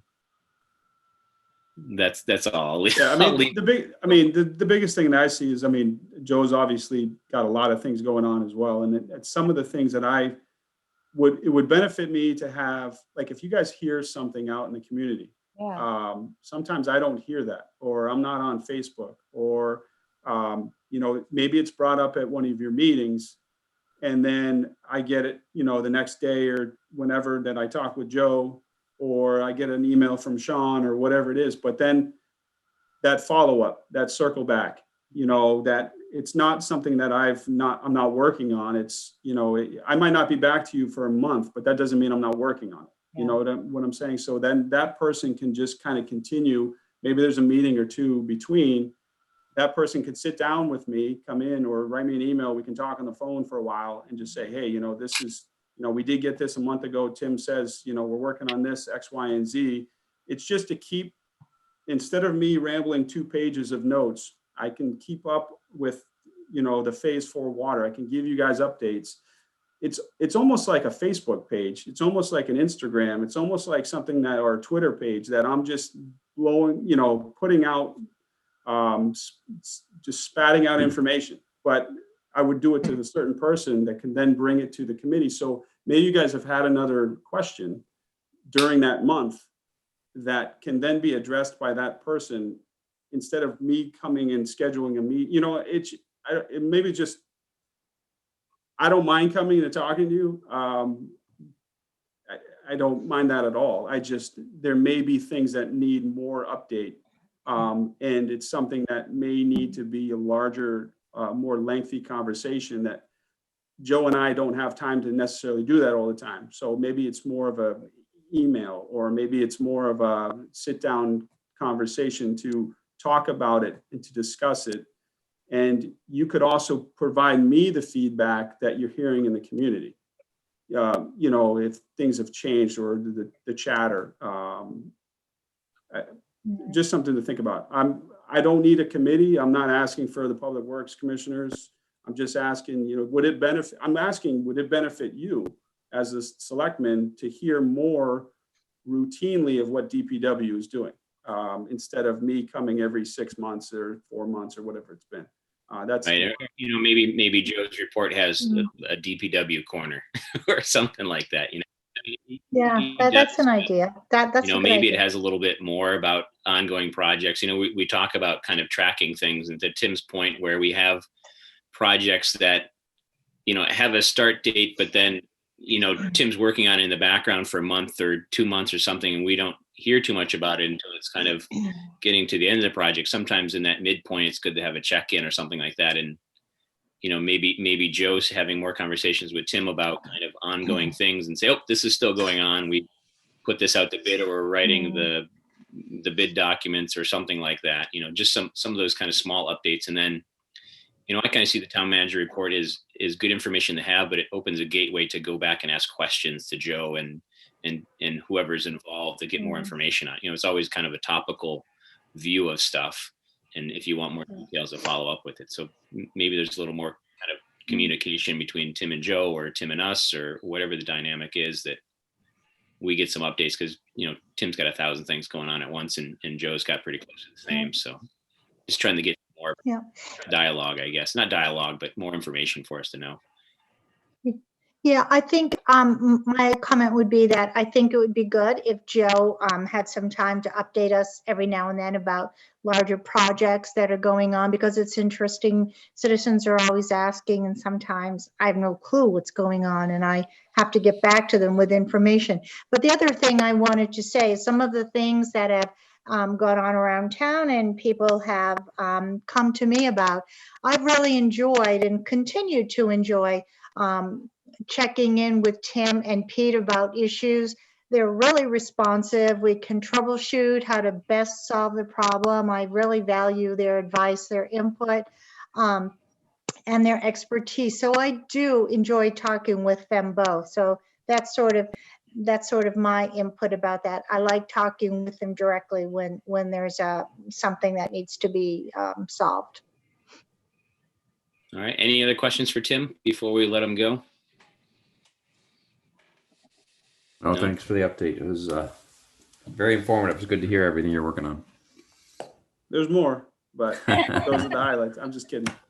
Well, that's another meeting, Tim. Well, Good Lord, and we thought you just had coffee all day. Round two is coming up next week. So, Thank you, Tim. all right. All right. Thanks very That's much. really impressive. All right. Thank you. Thank you. All right. Up next, a little bit out of order here, but we got the Human Rights Commission forum discussion. And as many of you know, we've got a date for our forum, but we're going to discuss a little bit tonight, kind of the logistics and what's kind of been going on behind the scenes if you're not involved in the kind of planning of it. Jamie's been helping out, and Joe, and trying to kind of, and Rosie, and all hands on deck, I guess. But there's some kind of moving parts here. So kind of a general discussion tonight about where we are and kind of next steps. I know Jamie's got a suggestion. I saw an email today, and I'll let him talk about that. And I think I agree with Jamie, but we'll see where the discussion goes. And Joe, do you want to tee anything up before I just babble on? Yeah, if I can. So we were, the board had kind of set the 25th as a target date to do the forum, and we were all trying to work very, very hard to try to make that happen. It took me a while to identify some folks that could potentially come in as folks to mediate the discussion, and I did have a good conversation yesterday afternoon with a woman, Susan Mays Rothstein, from the Center for Restorative Justice at Suffolk University. Unfortunately, she was great. She was very helpful, and she pointed me in another direction. She just feels that where our town is at this stage, what they do at the CRJ is not necessarily what we're looking for right now. And she put me in contact with the head of the Dedham Human Rights Commission, gentleman, and I am planning to talk tomorrow at 10:30. This gentleman helped establish the Dedham Human Rights Commission back in the 1990s through a little email exchange today.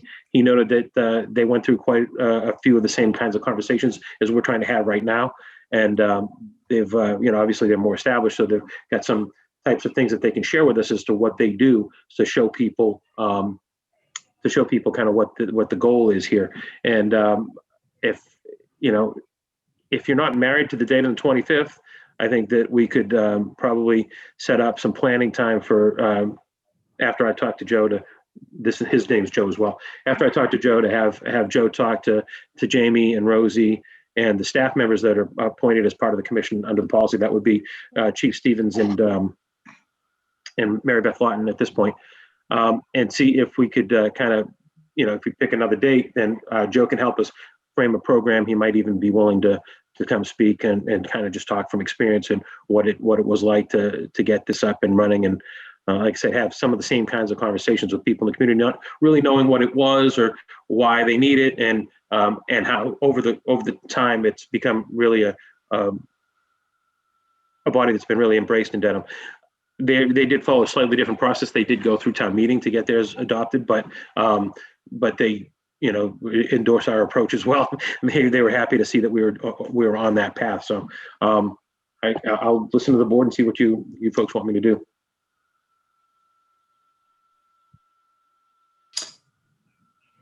Oh, you're on mute, Sean. Yeah, sorry. Jamie or Rosie, want to add anything to that before we discuss any further? I'm sorry. Sorry. I should have just called. I was just going to say, we had Joe and Jamie and I had a brief conversation last week to think about the format, and I have to say I'm pretty excited about it. I think it's a great opportunity to talk about some things and And I'm very much surprisingly, I was against the policy as written. I had a different format in mind, but I think that this will be a very interesting forum, whatever form it takes. I'm very much looking forward to it. And yeah, I guess my feedback is mainly just that we should push the date back. It's the 19th. We had scheduled it for the 25th, and Yeah. we have, we need, I mean, we need more time. I'd say, a significant amount of time, because we want people to actually participate. And we haven't really, unless they've been participating in the select board meetings and paying close attention, no one knows that it's going to happen 6 days from now, or tentatively is scheduled to happen 6 days from now. Yeah. Any comments by Bill or Darcy? No, I thought it was good. We talked about, the moderator last time and having somebody from another town that has be part of it. So I think that if you can get the moderator to be, I think either way, I think it's good to get feedback from. So I think it's good that Joe reached out in that direction. And so I'm happy to see that hopefully something will happen with that. Yeah, I think I'd rather postpone it than do it poorly. I think we've got some really good ideas, and trying to get some good people to show up and kind of give the overall message of kind of what it could be. And I don't want to cut that short with, lack of a run up for advertising or posting about it, and then not be able to have people there that we want to have there. So yeah. I think giving it a little more time and kind of getting it fully baked before we roll that out. And I guess the kind of follow-up question to that is, I don't necessarily want to put a hard date on it, but I want to make it soon. But I think it's going to, the variable factor is going to be, getting everyone coordinated to be there. I'm talking speakers and presenters and whatever. But I think that we also need to kind of discuss, we've got some applications from people for appointments to the HRC. And I spoke with Joe a little bit today about it, and he's going to write a letter kind of back to those folks, just telling them, we've gotten your application. We appreciate it. We're just trying to get a little bit more momentum with this forum, get things figured out before we do start reviewing the applications, because I think there are some people that are waiting to kind of go to the forum or hear more about it before they apply, so they know kind of what the whole format's going to be and what it's all about. And I totally understand that. I want to give everybody an opportunity to know more about it before they, sign up for a year, 3 years, whatever the term is.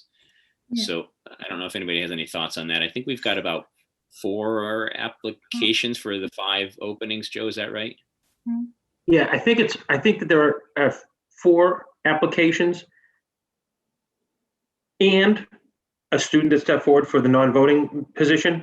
But it might be 4 total, including the. So, but I thought it was 4 plus the student, which was good news. Again, without a lot of, other than you announcing it at meetings and the Human Rights Coalition, the Regional Human Rights Coalition, talking about it amongst their members. There's not a lot of notice that's been given on this position. So I'm glad to see a couple people have stepped up, but it would be helpful to get the word out a little more.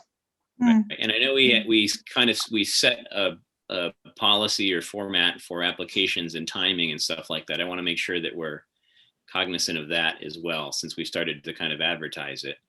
Mm-hmm. Any other thoughts? Well, just a thought that I had regarding we'll be having a meeting tomorrow about this, and I think it'll be really interesting to think about the format. What do we want to say, and how do we want to say it? I think those are really interesting questions, and I'm looking forward to people offering their thoughts about that, because I think there's a lot of potential in this group that, frankly, I didn't see before. I probably was not thinking broadly enough, and I'm really looking forward to it, and I'm very excited to see people's response to the committee meeting tomorrow and then to the forum itself. I think it'll be very interesting, very enlightening, and I really encourage people to tune in. Right. So if I'm kind of getting the feeling from the rest of the board that everyone's okay with postponing from the 25th to a later date once we get everything kind of in line, and then still continuing to accept applications and encourage applications. Do we want to wait till after the forum to have like say a week after the forum to accept applications, or do we want to put any timeline on it just yet? I know we've had a few, and Joe's going to reach out to those people, let them know that we've received them and that we're, going to keep them in consideration. But any ideas on a timeline, or we'll wait and see? What do you think? I'd wait and see. I'd wait and see. Yeah. Yeah. Okay. Need a little time. It's only Okay. time.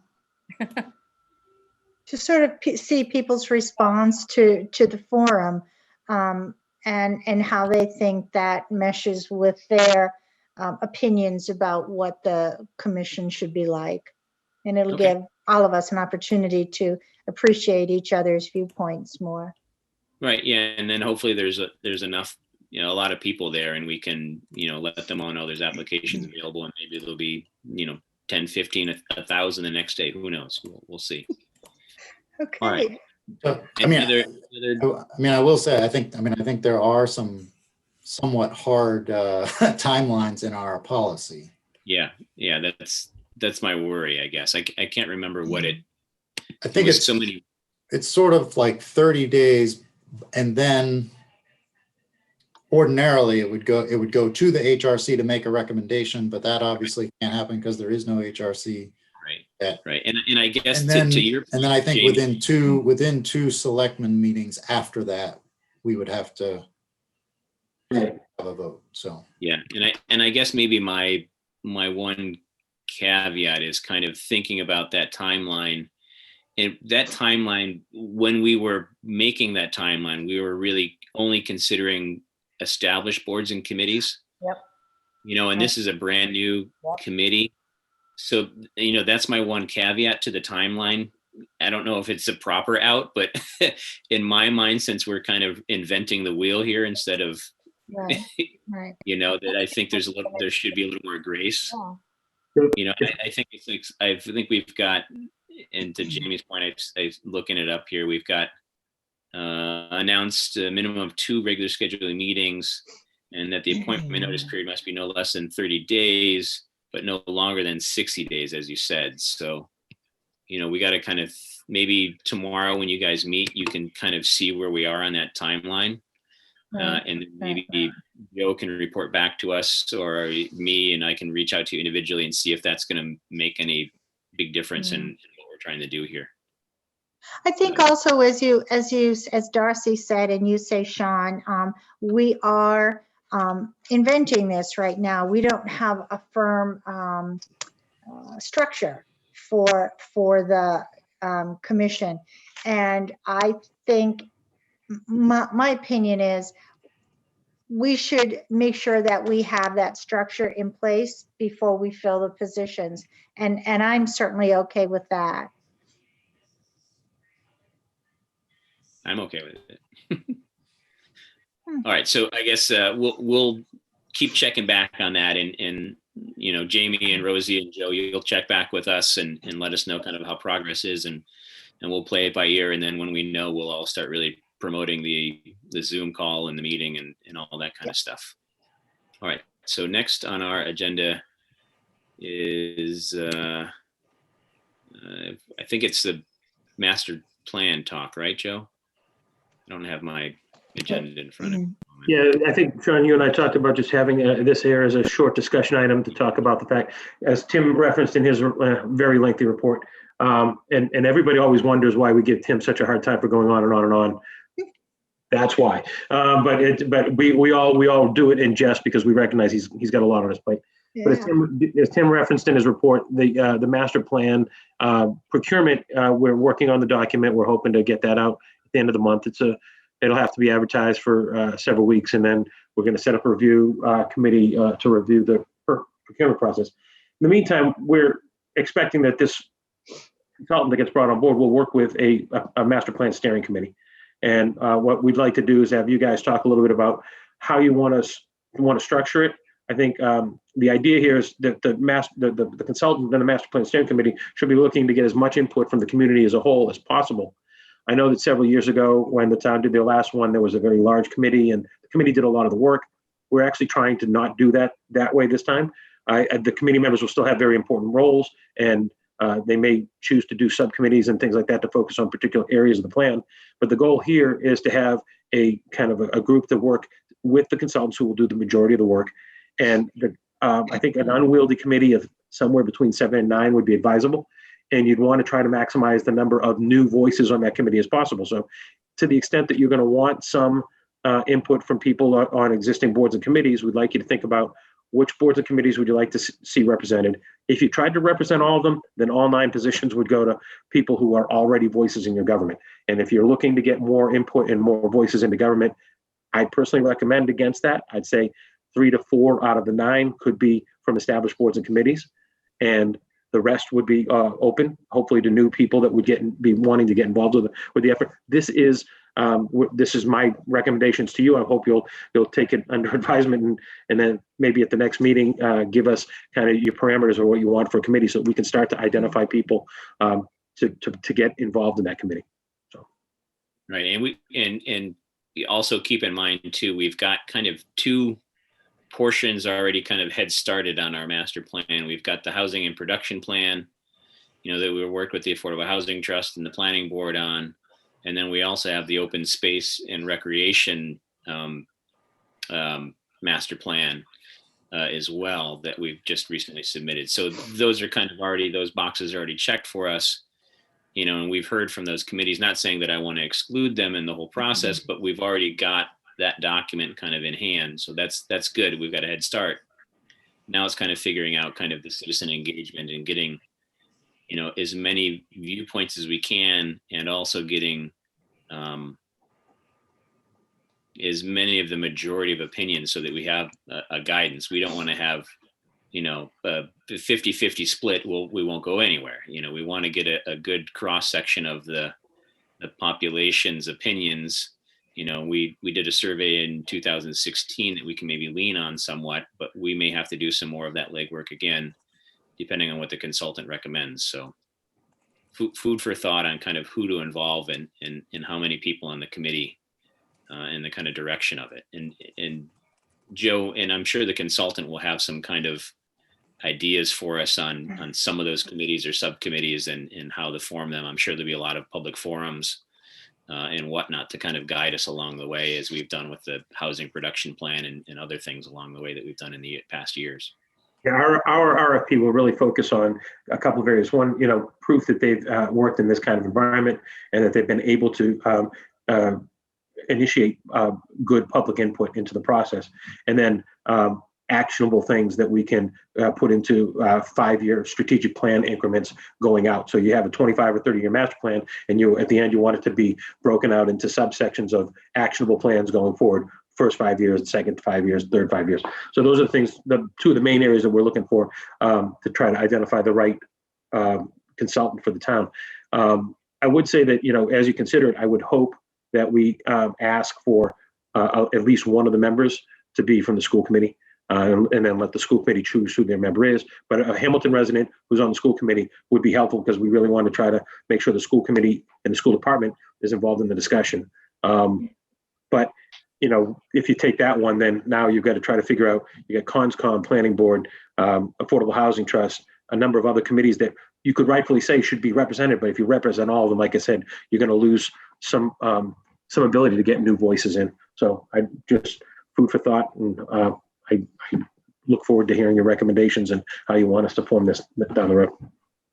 Yeah, and if I may, just, and then you can speak, Darcy. I was just saying that maybe we, kind of in the meantime, while we're mulling over this kind of structure of this steering committee, that, everyone do their kind of due diligence and take a little time and look at some other towns' master plan committees and see who was on them. And, we don't have to kind of start from scratch here. We can use best practices from other communities. It's been a while since we've done one of these.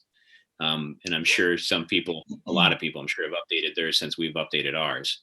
and kind of see how they've done it. And, sometimes every once in a while, I'll even call another community and speak to a selectman or something like that and ask them, what firm they use and what was successful, what didn't work and stuff like that. And usually they're pretty open with, giving me some ideas on stuff. So I encourage you to do that as well if you got the time.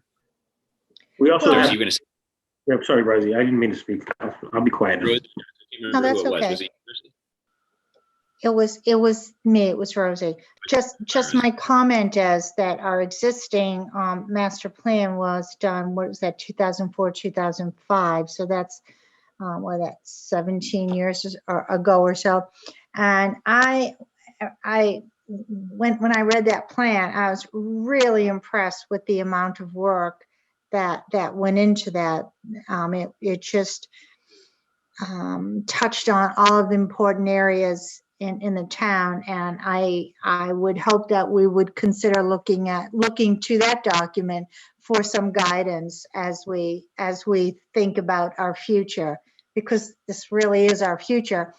And I think about another citizen survey, the 2016 survey pretty much backed up everything that was said in the 2005 survey. So I'm interested, I would be interested to make sure that we continue on the lines that absolutely includes as much citizen participation as possible.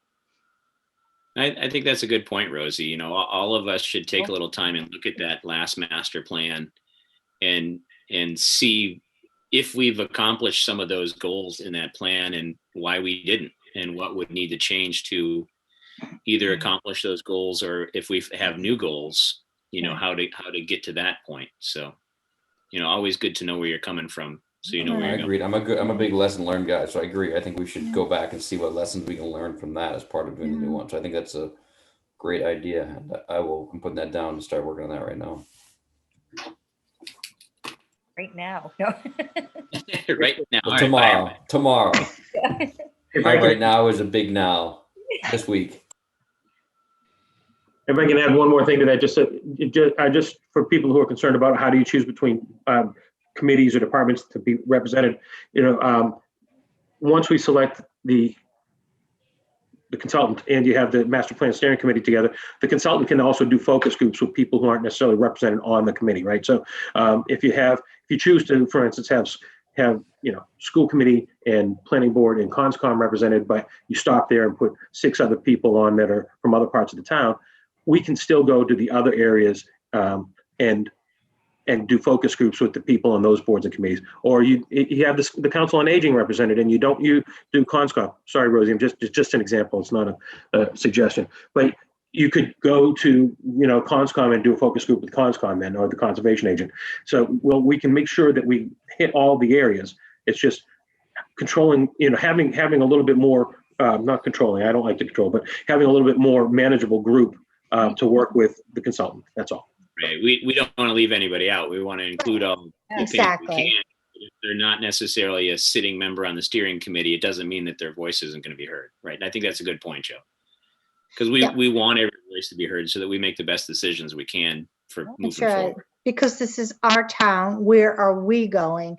And I don't think and even I wouldn't want to see on that, because although we represent the people, we don't represent their individual ideas, and it's individual ideas collectively that decide where we're going. And I think that's absolutely imperative, because we know this town, there are varying opinions about where this town should go.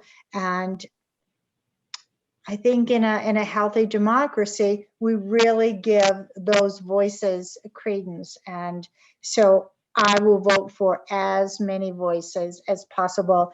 And this master plan is going to take enough time. We have enough time to include all the opinions of as many people as want to participate. And I strongly advocate for that.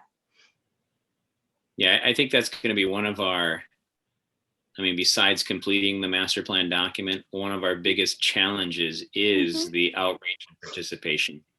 You know, as Bill Bowler said tonight, and when I read my list of openings for boards and committees, you know, we don't actually have people banging down our door to be involved in municipal town government. So, you know, we're really going to have to go back to what, you know, if you read your selectman's handbook, whenever you came onto the board, part of the selectman was picking townspeople to help run the town government. And we're really going to have to, as board of selectmen members, really reach out to as many people as possible. Yep.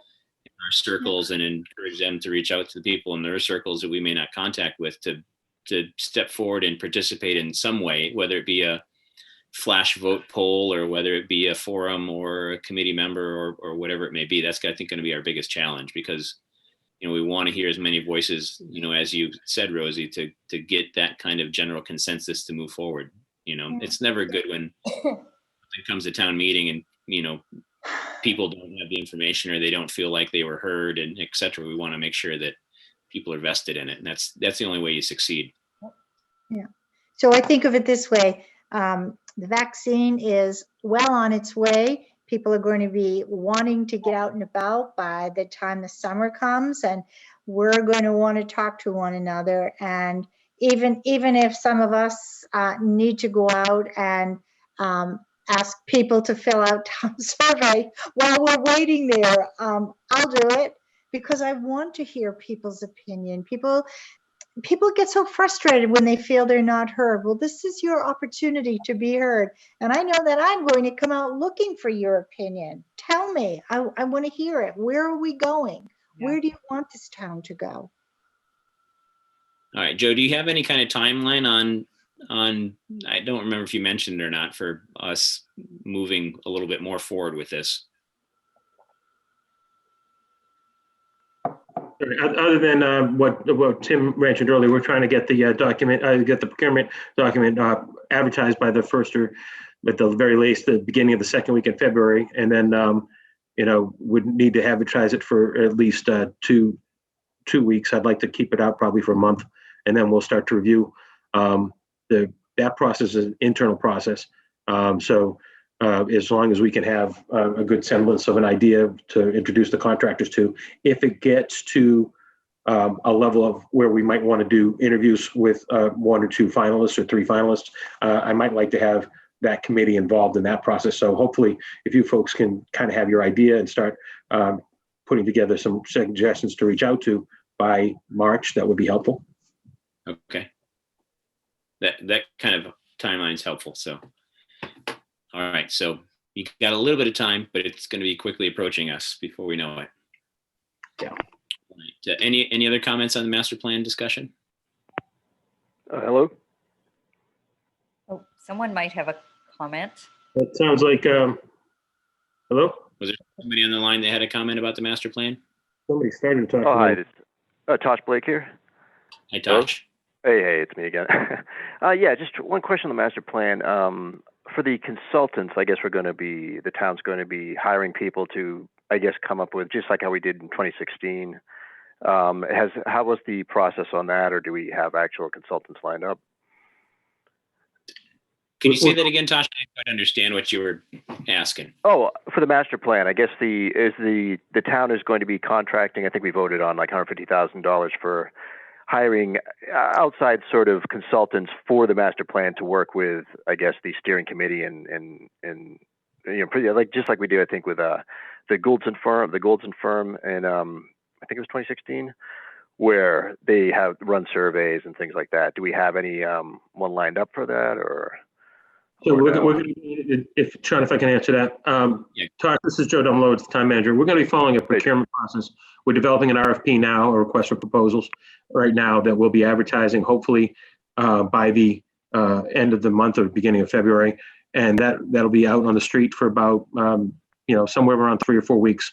And then we'll review the proposals against criteria that are listed within the request for proposals, and select a group of finalists that'll either be interviewed by the steering committee if it's established by that time, or potentially just chosen based on their merits on their responses to the request for proposals. So it's outlined. So it's outlined by state law. So Okay, so it is in the steering committee of citizens and from other, who would pick it? Like, would you decide, or who would decide on the actual hiring of the consultants?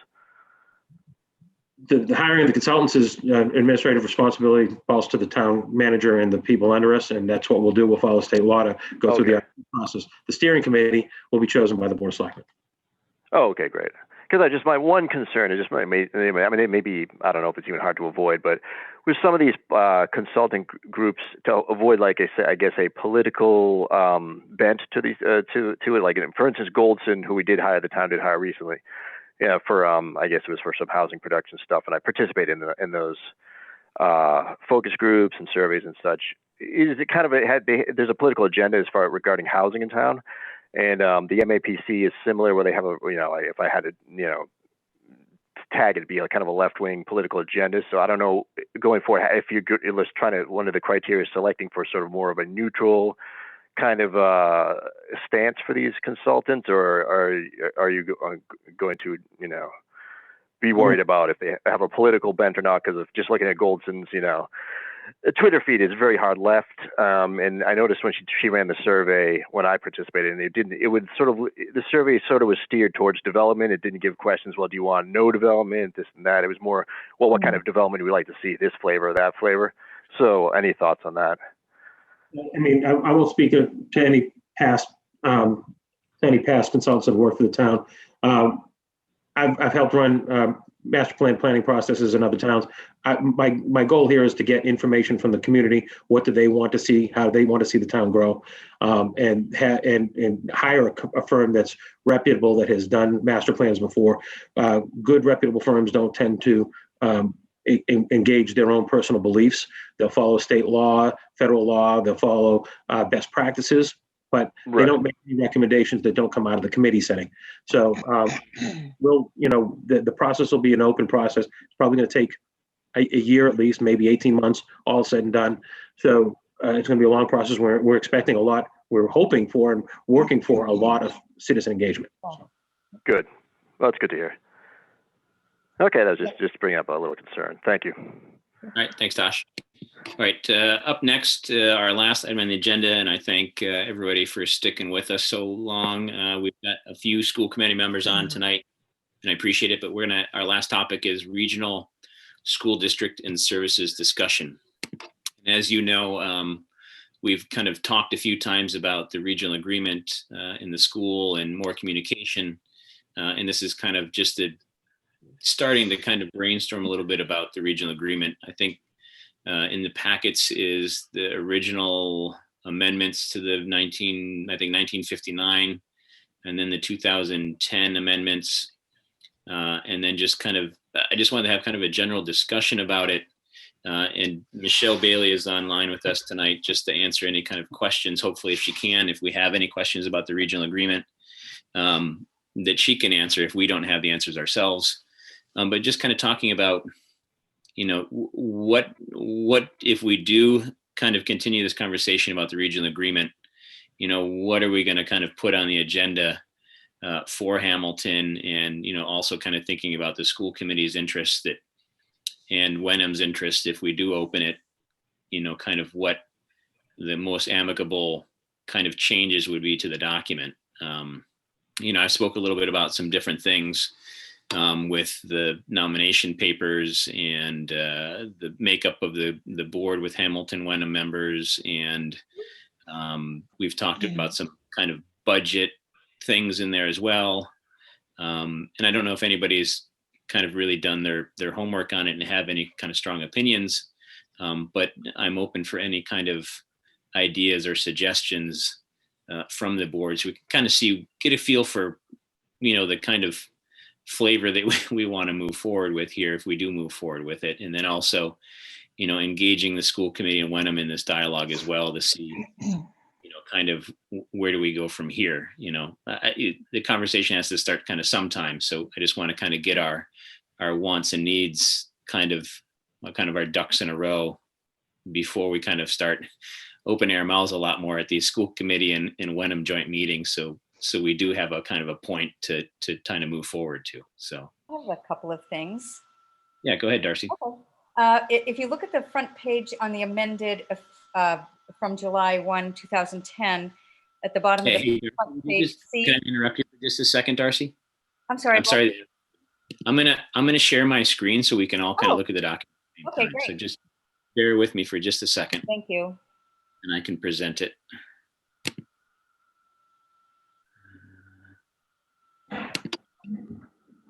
And let me know if I've got the right one here.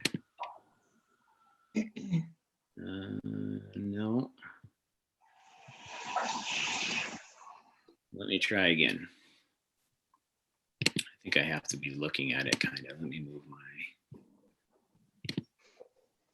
I'm not used to Zoom. I'm used to Google Meet. I apologize, everybody. All right, I think I have it now. Let's see.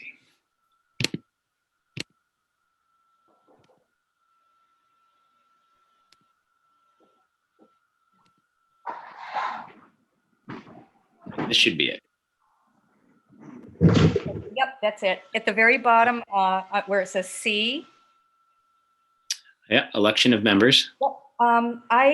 I wonder if we can apportion the membership to reflect the taxpayer distribution in each town. And I'm just going to go through a bunch of things. Yeah, no, go ahead. Looking for some brainstorming stuff. Yeah. On the next page, on page 2, at the first paragraph, it said, the annual district election shall be held on a day in May, but it actually is held within 5 days of our ATM. So right. That needs to be corrected. That needs to be updated, right? D, nominations, that definitely needs to be handled by the town clerks and not the secretary of the school administration. So if we could do something with that. And the reason I'm saying that is because it's not transparent. And that's why we had 9 school committee members throw their hat in the ring, because they thought nobody had pulled papers. So we need to see some transparency there. Right. And then and it's a lot to ask of the school secretary to do all that too, when it's not quite in her job description, right? So I think the town clerks should do all of these things where it mentions the secretary. And then at the bottom of D, under nominations, candidates, I'm sorry, that's just part of it. Candidates should be named as they throw their hat in the ring in real time so that we will know who they are and what they're running for. Okay, now it says on page 3, about halfway down, it says the committee shall be responsible for preparing the ballots used at the election, and said ballot shall not state the address or town of any candidate. But I think the towns should be stated. And as I said, we also should be apportioning them with regard to reflect the population of the towns. That's weird. I didn't realize that was in there like that. That's an interesting pickup. On page 4, it's just another reiteration that the towns that the people are from should be on the ballot. So that's just another place where I found it written. Mm-hmm. Let's see.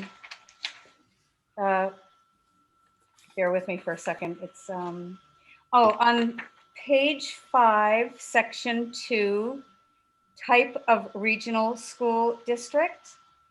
I'm wondering if this is might be considered a little radical, but what if the 2 towns had their own elementary schools, and what we did was we had a regional middle and high school? Just food for thought, because I know Essex and Manchester, they each have their single. Right, and they all lead to the middle school and high school. Yeah, I don't know how feasible that would be. I don't know how many Wenham kids go to Winthrop or Cutler and vice versa. Hamilton go to Bucher. Well, you figure about a third, right? Michelle, do you know offhand? I'm going to put you on the spot here. I don't know offhand, but I know that it's fairly balanced. Like, it's not like Bucher has at least 1/3 of the kids are Hamilton residents. Yeah, that's what I figured. But I think, Darcy, what you're saying is to split off the elementary schools and have a model more like what Masco has, and then the 3 towns have a tri-union for the elementary.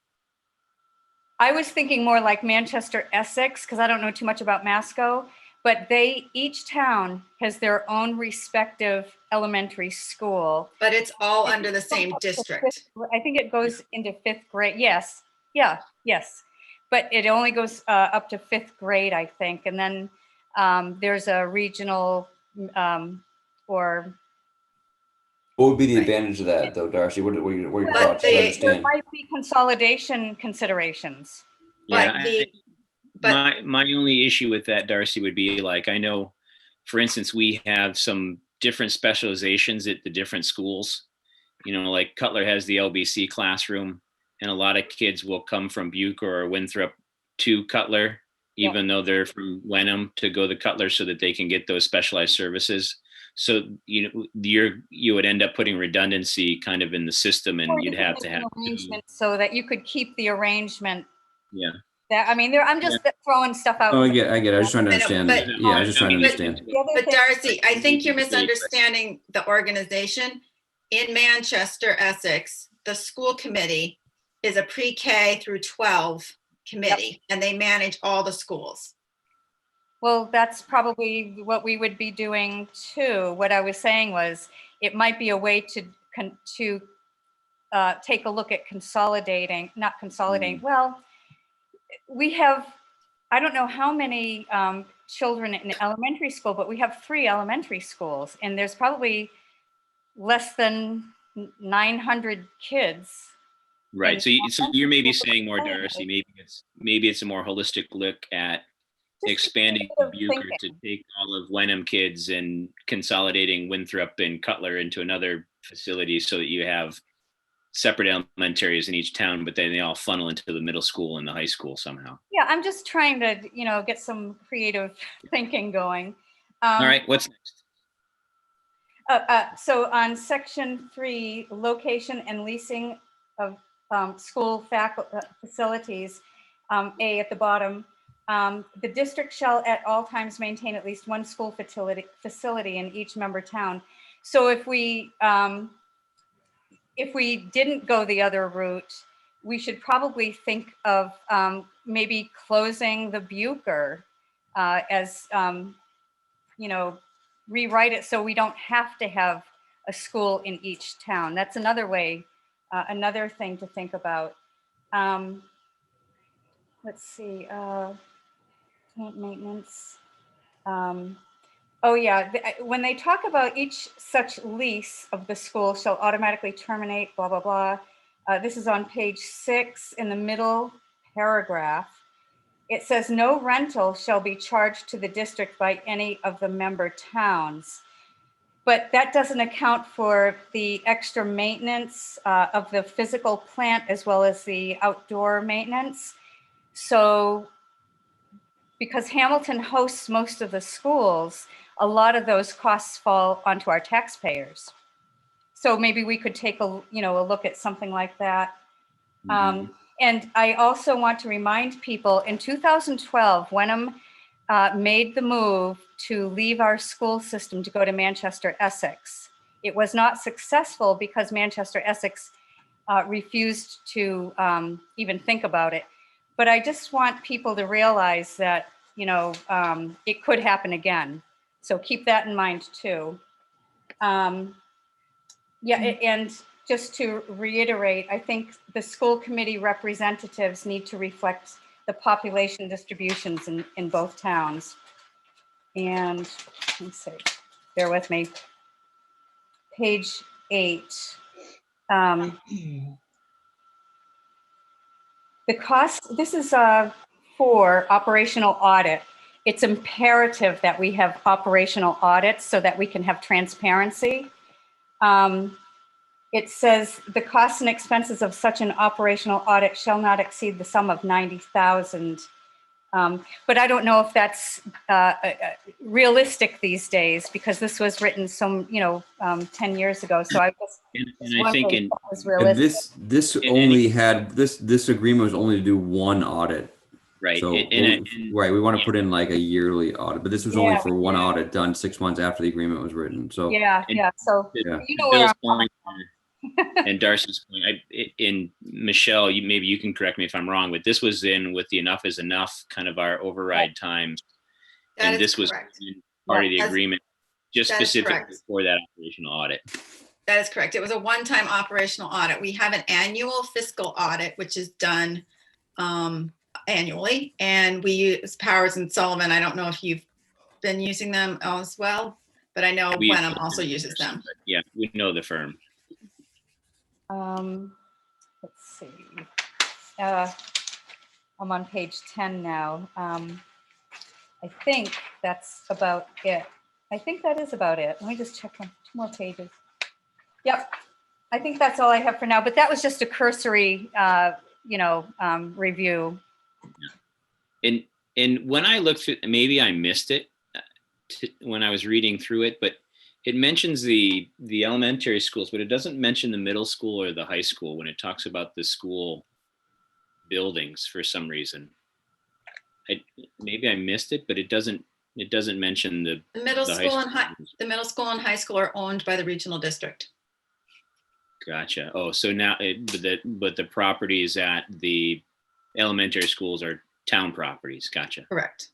Okay, that makes sense now. Thank you for that clarification, Sean. All right, I'm going to stop sharing. The only things I had, Sean, you probably have them on your other list, were the the requirements of a capital plan. Yeah. Yeah. And OPED. Yes. Yeah. So I mean, I think those were in your other notes that you were sharing before. Yeah, those are in my other notes, and in some type of and this may even go hand in hand with Darcy's operational audit. There's some type of mechanism for increase. Coming off of a 8.5% increase last year, and maybe looking at a 5% increase this year. Trying to bake in some type of a level number in there so we don't have this seesaw, in that increase in the capital planning as well. Some type of a 3 to 5 year operational capital budget kind of forecast.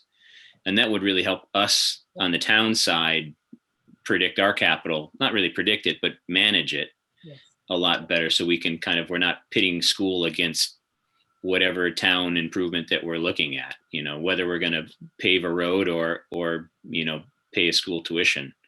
So, that would be really helpful to us.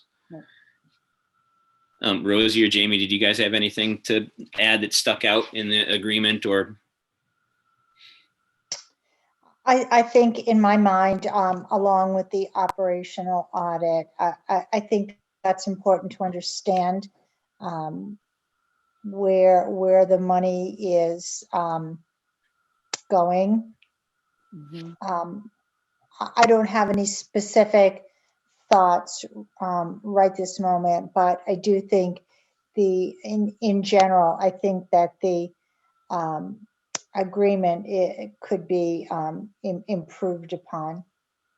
May I also add something really quick? Yeah, go ahead. I know that when I was with the FinCom, we were constantly concerned because the town of Hamilton employees were only getting their COLAs, their cost of living allowances were tied, I believe, to inflation. And, we were doing 2.5% for our own people. And it's really hard to justify doing much more than that for a regional district. So I'd like to see some tie-in with that. If that's something we could, maybe tie in and. Right. No, I think that's a good point, Darcy, because I can remember from the last teacher contract negotiation that, both town managers were at those sessions, and their directive from the Board of Selectmen was, a minimal increase, because I think at that year we were level or 1% increase on a lot of the COLAs and stuff like that. And, last year we took basically a 0.5 increase on a lot of different things with the overall budget. And, the school budget went up dramatically because of a lot of those teacher union contracts. And we went down we cut our budget 5% for our operational costs. So that's, we can't, it's not sustainable is what I'm trying to say, I guess. Right. So maybe some mechanism to have a little bit more teeth in the game in the negotiation process, because they're all municipal employees. Yes. And it's tough to justify when we're on the kind of the town municipal side, not giving those COLAs, et cetera. And then there's a whole different negotiation process with the teachers union and they get X number above. I mean, I don't want to say above or below all the time, but the last 2 times it's been above. So, and that doesn't do good for morale for the rest of the municipal staff. When they say, well, the teachers got, a 3-something% increase, but we only got a 1% increase. It's just not equitable. Right. And I think our town manager, in order to help the budget process, he chose to forego his COLA, which I thought was pretty amazing. Yes. I don't think as many people realize that, Joe, he did decide to forego that raise, and that's going above and beyond. Right. And so, Darcy, if you could send me an email with those things, I tried to write most of them down, but I don't know if I got all of them. Oh, okay. So if you, Darcy, could send me those, and if anybody else has anything, even if you think they're redundant, just send them to me so I can kind of compile them all. But kind of the things I had, I think Darcy touched on a good handful of them. The representation of the kind of split Hamilton-Wenham members on the school committee, the nomination process, moving the two to both to town clerks for each town. Talking about the buildings, we've talked a bit about the apportionment and trying to make that fair with the numbers for the kids I think we're on a 3-year rolling average, and there's a kind of a date, I think it's in May or something like that we work on all those apportionment numbers over the 3-year period. But I think part of that apportionment should also be the real estate in both towns. Yes.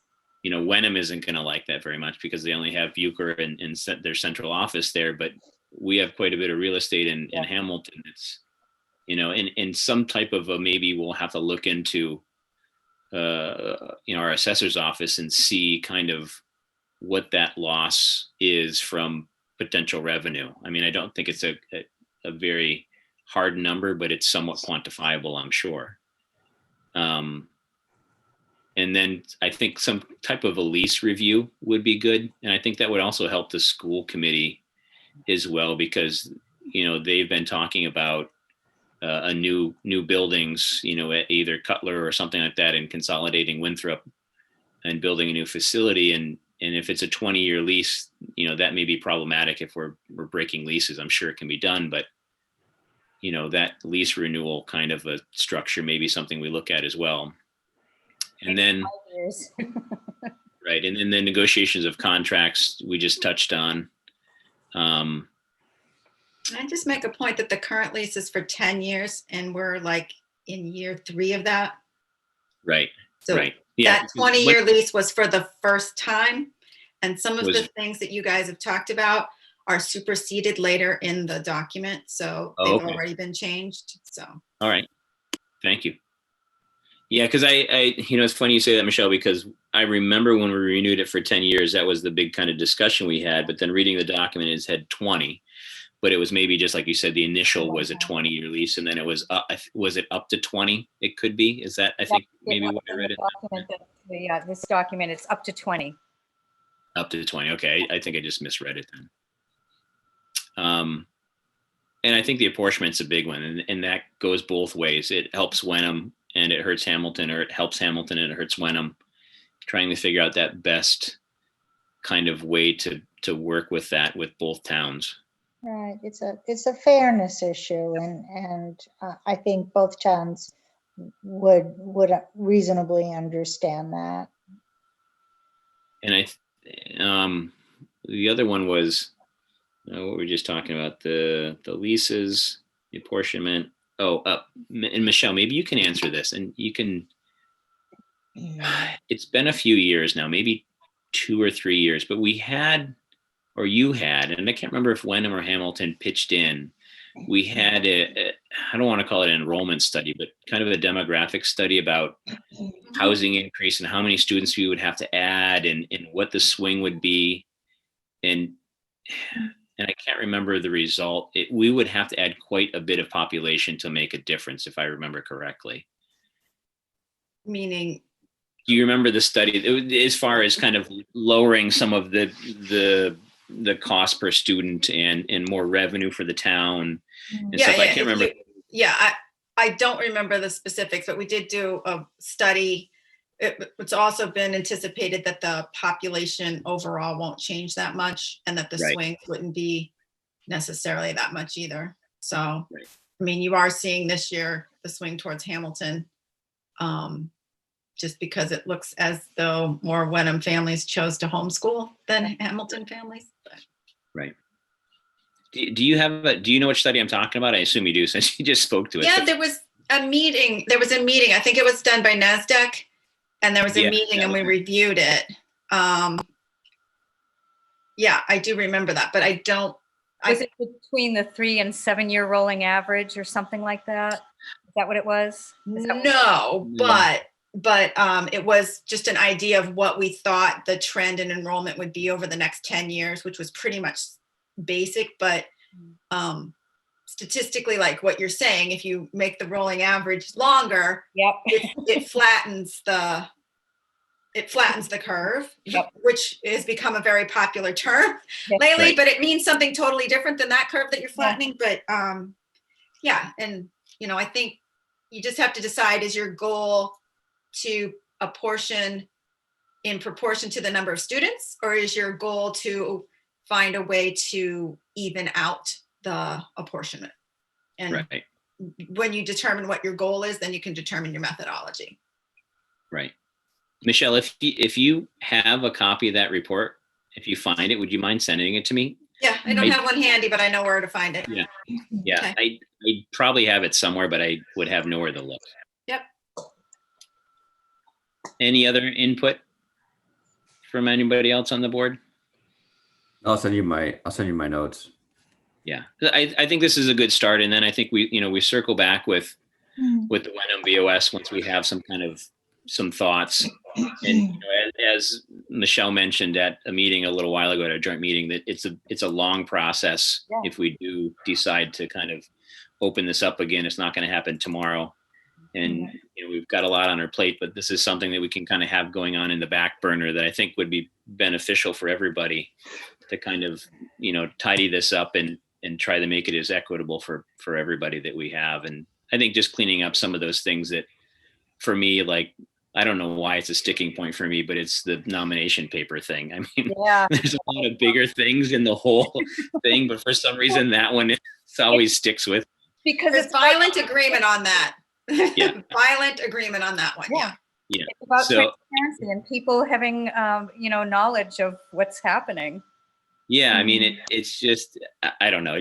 For some reason, it's just it's a sticking point for me. But nonetheless, I think we've got some kind of ideas. And if you have more, send them to me. And then I'll circle back with Gary and Wenham and also Michelle, and we'll kind of keep this conversation going as time rolls on. But I just wanted to kind of get it started so we have a little bit of a direction and some wants/needs and changes that we're thinking about, instead of just kind of keep talking about it and getting nowhere. So I appreciate all the feedback tonight. And thank you, Michelle, for joining us and answering some questions for us. Thank you. Anybody else? I know I didn't ask for much public comment tonight, but does anybody have anything to add? I know there's some people on here. Joe, did you want to add something? I just want to recognize that Michelle Horgan from the school committee has also been on the meeting tonight. At the end. Yeah, thanks for joining us, Michelle. You're welcome. Anybody else? If not, it might be that point in the evening. It Darcy? might be. Okay. I move that we adjourn for the evening. A second. I'll second that. All right. And I'm sure there's no discussion, but I'll just add, if you have any new business, please call me or email me. And that's it. All right. All those in favor will take the roll call vote to get out of here. Bill? William Wilson, aye. Darcy? Darcy Dale, aye. Rosie, Rosie Kennedy, aye. Jamie, Jamie Knutson, aye. and myself, Sean Farrell. Thank you everyone for joining us tonight. We'll talk to you soon. Thank Bye-bye. you. Good night.